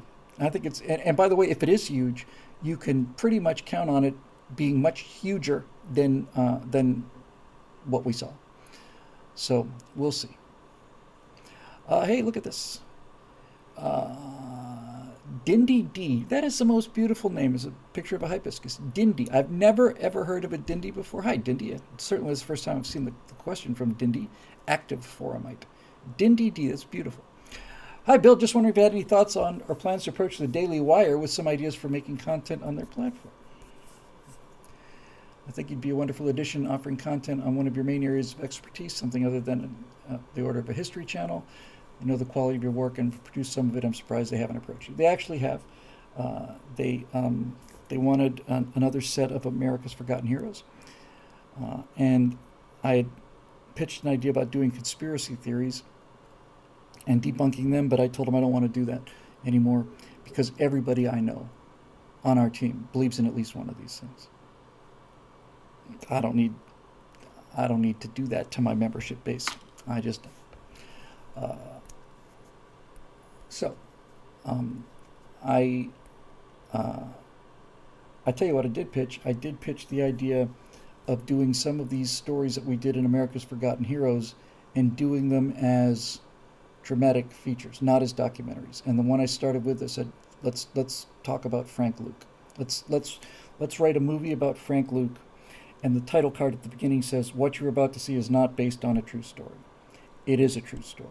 It is true to the ability of the producers to get the facts straight. What you are about to see actually happened just like this. So, there we go. Lord Sank says, I came in late. Did I miss an update on the Doomcock episode? Yes, I got an email from Doomcock saying that he's been working on it. It's an hour and a half. And apparently somebody said in the comment sections earlier that he's actually announced it. So yes, it's a coming. And, it's going to be great. I can't wait to see it. So anyway, that's one thing I'd like to be doing with him. Right now, I just want to get this animation out the door, and it's either going to succeed or fail. And if it fails, then, Nashville, here we come. I don't know. We'll see. But, a movie made about the Cajun Navy, all of this stuff. The story of Frank Luke and the story of John Paul Jones and the story of Ernest Evans and Taffy 3 and the story of Jimmy Doolittle and the Doolittle Raid, all of these things are so epic. They're just so monumentally epic. And the only one I've ever seen touched was the Doolittle Raid. And it's been touched by people like Michael Bay, I mean, it was in like Pearl Harbor, or they did this Midway movie that came out a couple years ago. It was just awful, awful, awful. Awful movie. And so they got a scene. How bad was this movie? Well, I'll tell you how bad it was. When they're in the Battle of Midway, when they're dive bombing on the Japanese carriers, one of these guys has his dive bomber. Let's go the bomb. The bomb hits the carrier, and he pulls out. You know how low he is? He pulls out. He's low enough that his propeller chops up the water, and then he flies away. Water and propellers don't work that way. Neither does mass work that way. You put your propeller into the water that plane's going over, because the water is heavier and thicker than the air, as you see. And if any part of that plane is in the water, then that's the part that's going to stop. And it was just embarrassingly bad, awful. But if you were to see, this is the thing. This is why these people are so bloody lazy. They're so lazy.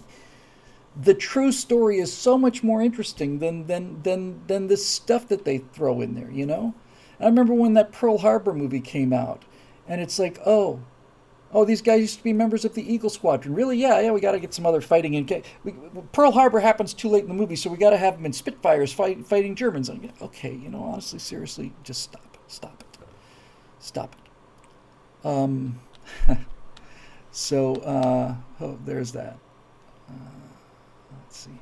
Well, it looks like Bill's gonna have to probably do a second show again or something because we're gonna get through these, but we're not gonna get through anything else, and I know that makes everybody unhappy, and I'm genuinely sorry, but I've been drinking water like a fiend when I was doing the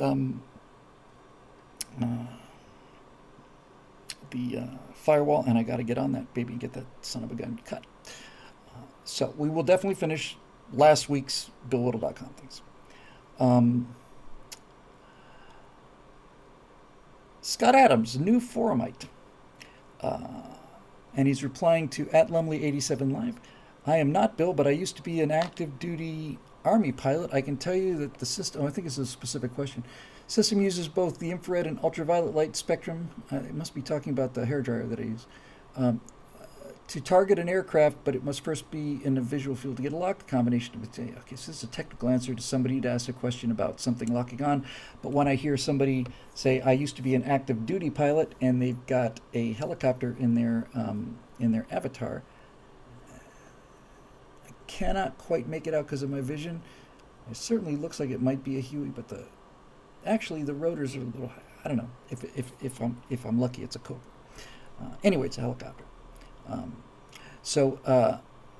Yeah. Anyway, if that had been a question, Scott, I would have been happy to take it. And thank you for being here. And I don't want to go with the whole corny thank you for your service, but I'll just say, dude, if you ever needed a weapons officer, I'm more than happy to go for a ride. Really, I mean for real. Because attack helicopters are just the bomb. They're just cool. All right, 3 to go. Justin Whitsett. Hello, Justin. Bill, my wife just broke my BillWhittle.com mug. Divorce papers are being drawn up now. Justin, hold on. I can't be responsible for that. Hang on. I can't carry this on my shoulders for the rest of my life. I just can't do it. It's more than a man can take.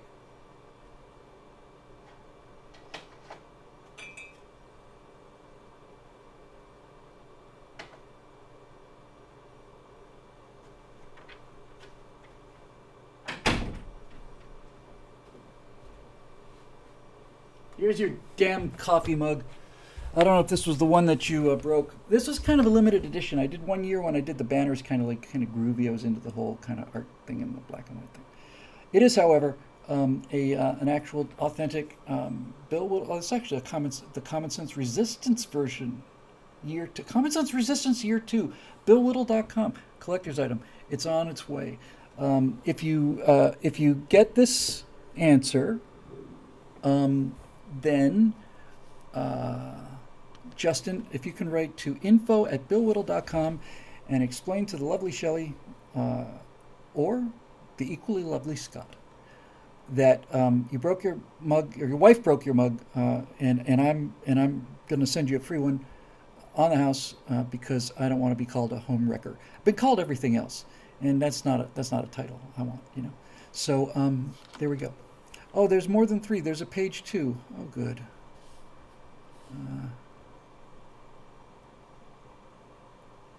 This is the question I almost got to last week. I read it last week because it's such a good question. From Henry Lumley, who's done so much to keep our forums going. It's just an incredible amount of work that he's done, and very, very grateful for it. Hey, Bill, I think the content format for Right Angle is dated, at least back to the PJ Media days. That's an interesting point, by the way, because one of the things I'm seeing here, obviously the content is suppressed, no question about that, but times change. The reason I'm so stuck on this animation thing is because what I'm seeing now, I'll get to the rest of it, but what I'm seeing now is that the people who are doing well out there are most of them have a gimmick. And a gimmick doesn't mean it's cheap, it just means it's a kind of a hook.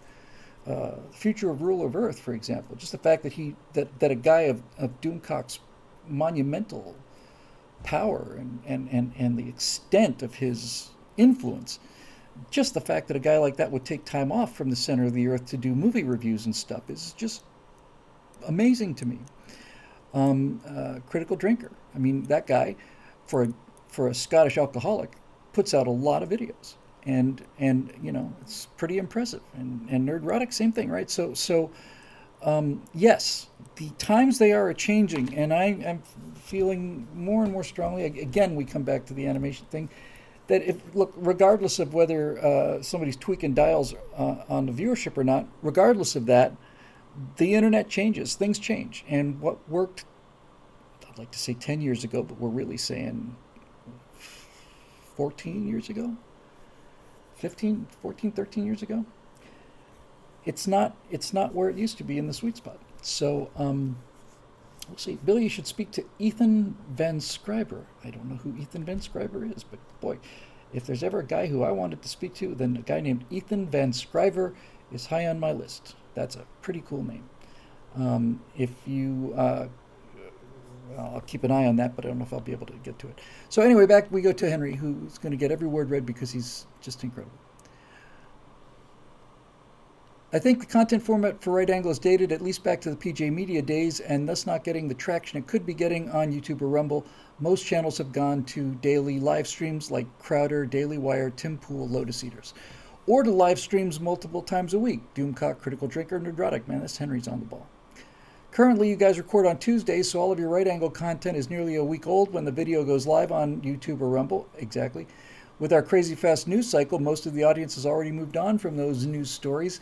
I think back to the days of Bill Whittle now, and that immediate daily take on the news, I think works better with the current algorithm.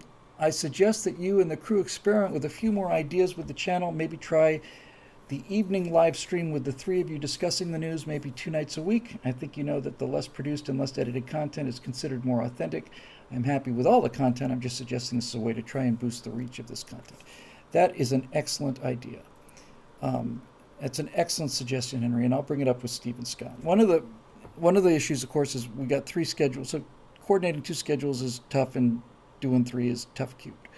But yes, the live stream thing is really is something that is really, really, really knocking on my door hard.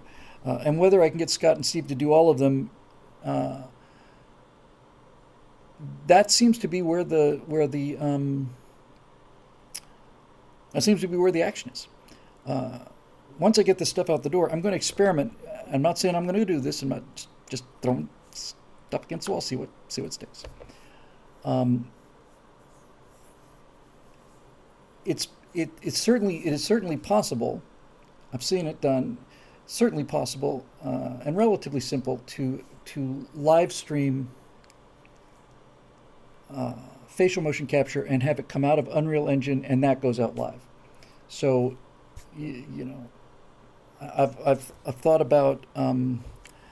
Lady Hawk says she likes watching the backstage shows. Madam, I would like to get your name and address so that I can send you a card. I think you're the only person out there who enjoys watching the backstage shows, and I'm including the hosts.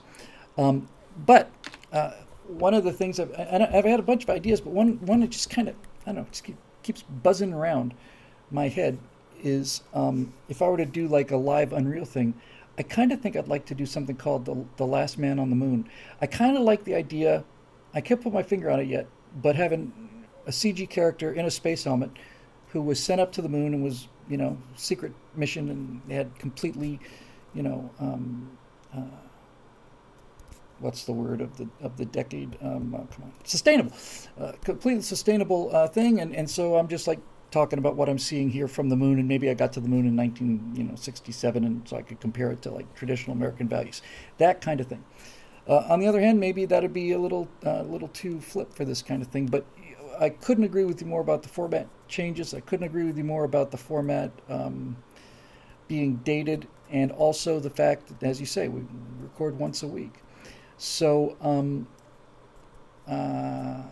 that's that. Now, something going on here. I don't know if it's about me.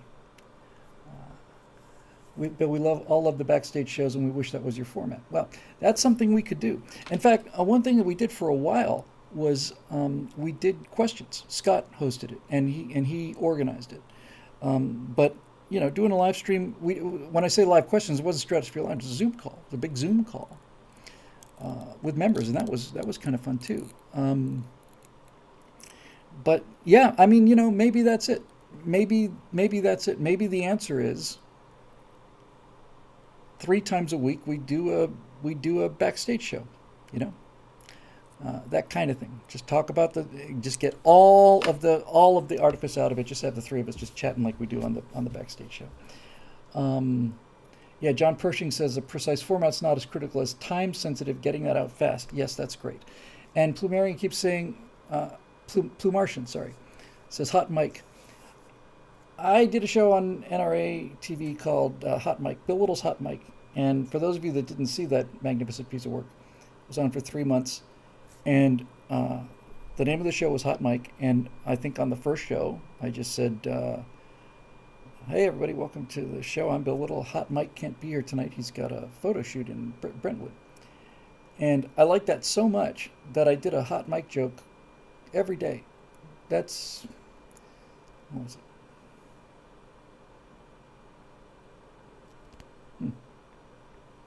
I don't know. It's a bunch of hot mic jokes, and it's intimidating. And I usually come up with them about 30 seconds before we roll. I used to have to do this for Kaiser Permanente when I was writing comedy for Kaiser Permanente. I was writing comedy for Kaiser Permanente. I was writing bios of the people who were winning awards, and I did 5,000 of them, and 4,950 of those people were pretty much exactly the same person. All good people, great people, but it was tough. Henry, I'm going to give that serious thought. I really am. Hey, here we go. Ayayas AOC. Forgive me.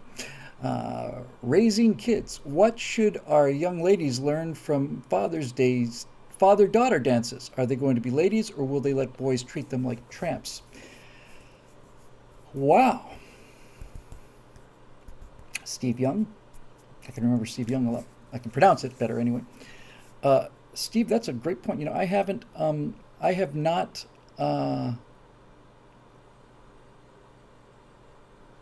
thought about father-daughter dances,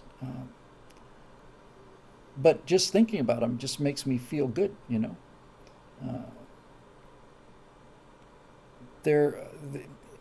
It's such an important relationship, and there's something just really tender about that, something just really, really pure about that, and something good, and something that young women need to get before they get out where there are not so many good people, because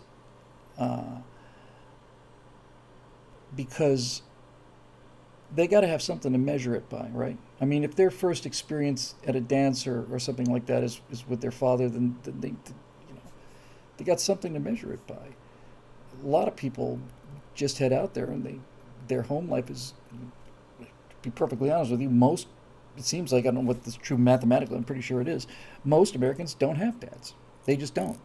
Boys or girls don't have dads. They have people they see occasionally, and it's hurting. And I've spent a lot of time talking and thinking about how it's hurting the boys, because being a boy, it's something I've had a little more experience with. Although I may decide to change. I may decide to identify as a girl, and that would mean I am a girl, or woman, or female, or a birthing person, whatever the case may be. If I decide that I want to be that, that's what I am. That's how things work today. It's really amazing. It's just so convenient. Rather than having to work or anything, you just... And I wish I'd known about this back when I was, between my junior and senior year in high school, because then when I'd gone to the Air Force Academy, I would have gone to the Air Force Academy when I went for the physical to get in, and they said, your vision in your right eye is 20/15. That's good. Left eye is 20/25. No piloting for you. I could have said, no, you don't understand. I identify as a pilot. I am a fighter pilot, and that's my identity. And who are you to deprive me of my of my identity? It's kind of racist, don't you think?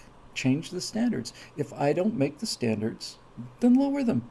What's so hard? Page 2. And now you know the rest of the story. 1, 2, 3, 4, 4. Okay, I can do 4 more. Bart Hennon. Hey, Bart. Good to see you. Beautiful smile there. Nice smiling face there. Here we go. Okay, silly question that may not be so silly. The plot thickens. Or that's what the Germans would have us believe. Ever considered that Biden is possibly faking his dementia to avoid prosecution when all the Hunter Biden stuff finally comes out? Unfit to be tried, much like the character Junior, Tony Soprano's uncle on The Sopranos. Fake dementia to avoid criminal prosecution. I realize the latter is a fictional TV show and that Biden's unlikely to be faking, but wouldn't that be the cat's meow if it was? And for saying the cat's meow, you win the award for the night, and the award is ding. Congratulations, you get the gold star for the evening. And that's what keeps him out of prison. The reason I don't think he's faking, Bart, is because I don't think anybody is that good an actor. I don't think Joaquin Phoenix, and I don't think. Oh my gosh, what is his name? That's on the tip of my tongue. I see his face perfectly. I'm losing it fast.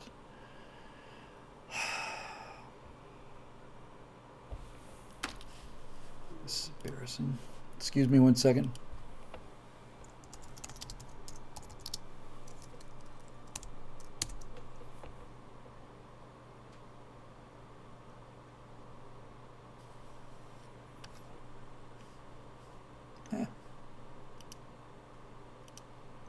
How can I not? Daniel Day-Lewis, idiot. Yes, I don't think Daniel Day-Lewis could play that level of I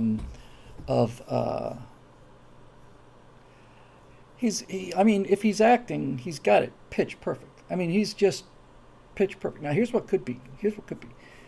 It could be that Joe Biden is in fact an extraordinarily good method actor, and he never breaks character, meaning that he's so brilliant that he is not only acting demented, but is in fact demented. He will not break character under any circumstances. He will not. So that's a possibility. It's like, I know where that question's coming from, and obviously I know it's kind of flipped too, but really where it's coming from is a fundamental disbelief that things could be this bad. There's just a fundamental disbelief that this is real, that this is the president of the United States, a guy who, my wife is doing a terrific job, just like Michelle Obama did back when she was vice president. And that would be,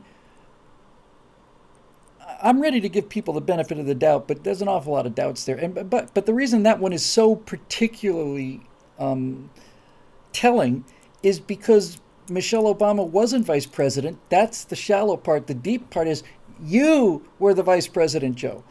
You were Barack Obama's vice president. So identifying somebody else as Barack Obama's vice president is pretty rough. My advice to Joe would be just, don't go full retard. Never go full retard. What's that character's name? Lance? That performance by Robert Downey Jr. in Tropic Thunder is one for the ages. It's one for the ages. I'm a dude playing another dude who says he's a dude. Is it Osiris? It's something Osiris. Anyway, Robert Downey Jr. in Tropic Thunder is just off the charts hilarious. All right, let's see what we got here.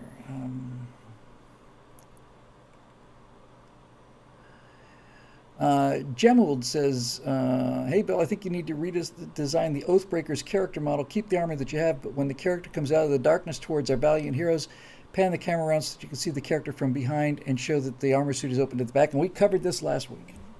Yes, that's an excellent suggestion. I am going to make the suit of armor for the Oathbreaker character, who's basically James Comey. I'm going to make that armor suit hollow. I'm going to make the person underneath transparent, and we're going to be fighting this thing. And finally, when he's defeated, they pull off the helmet. There's nothing there. It's just the shell of respectability and shininess, and he looks like a white knight in shining armor, and that's the entire point. Excellent suggestion. Quick answer, which is good. Hey, here we go with Marusha. Hey, Bill and Natasha, happy birthday to you both. Cody MacArthur Fett also says happy birthday, but regrets he could not be here tonight, just passing it along. Thank you, Marusha. Thank you, Cody MacArthur Fett. Very, very kind of you. Not sure if you got to this in a previous stream, but here's an idea I'm sure you'll enjoy. As a form of protest, I've been advocating that we should play Time Passages by Al Stewart at all of Kamala Harris's public appearances. Great song. It'll drive them absolutely insane. It's completely wholesome, and they'll have no idea why we're playing it. Now that is guerrilla genius. That's guerrilla genius. This is exactly, precisely the kind of thing we should be doing nonstop. This is how you win. Honest to God, this is how you win. It's more important than control of the Senate, in my opinion, that kind of thing. It's this kind of thing that changes the culture, changes the story, and politics is downstream of culture. This would go right after them. Yeah, perfect. Just have somebody go to every single event and just have it play. Not even offensively loud, not like you're even trying to drown her out with it. In fact, that's important. You're not trying to drown her out. You're trying to provide a background check. And you could even do like a karaoke version, just the instrumental track. Fabulous. Yes. Blue Martian says that is a Sabo move. It is. Sabo? Sabbath. Yes. It's Sabo. Because he based it on a Sabbath round from it. Because he was a tanker, if you didn't know that. So there's that. Hey, look at that. It's the end, and it's the end of the end. My goodness. All right, so here's what I'm going to do. I'm going to go get to work on this firewall thing. I forgot what they were called now. I have some clips to pull, so it doesn't look like it's going to get done tonight, but I will at least get it edited and started. And it's going to be a long one, but I cover a lot of ground in it, and I really do make... I think, a pretty good point about. And the point is this: these smart people in this technocracy are convinced that they should be able to rule over us because they're convinced they're better than we are. This is exactly what aristocrats believe. That they're better than we are, so they have the right to rule over us, and that's what these technocrats think. But no, they're not smarter than us. They may be smarter than any one of us, that's debatable, but they are certainly not smarter than all of us, and they're too stupid to know it. So, thank you, Edward. That's a lovely thing to say, and thanks to all of you guys. And hey, look at that. This is what my life is like. The faster I run, the further behind I get. Now I've completed all of last week's questions. I didn't even touch this week's questions. Next week I'll get to this week's questions, but I probably won't get to all of them. So the week after that, I'll get to the end of this week's questions 2 weeks later, and that's, you get the idea. Let's just say that I can never ever walk past a hamster in a cage without a little tear in my eye. All right, that'll do it for this fabulous edition of the Stratosphere Lounge. It's made possible. Well, thank you for all the party and emojis and all that other stuff. Made possible by the members at BillWhittle.com, to whom we are always grateful. And remember or not, the kindness and the love and support that we get from you people all the time, especially on birthdays and things like that, is just outstanding and means the world to me, and it means the world to Natasha. She simply shakes her head in wonder. She's never seen anything like this before. It doesn't work like this where she's from. It does not work like this. More live streams. Okay, let's do it. I'm up for something new. Absolutely. So let's give something a try here. All right, that'll do it. So we're going to go to the end screen now, and then I'm going to turn off the recording. And just for kicks, I'm gonna try to turn off the stream as well, just to see. This is kind of a experiment to see if turning off the stream is any good. Is the firewall up? No, it's not, but it is down. It's on tape. We'll see you next Thursday unless something happens, in which case we'll see you next Friday. And if that doesn't happen, then we'll see you the week after that right here on the Stratosphere Lounge. Thanks for joining us.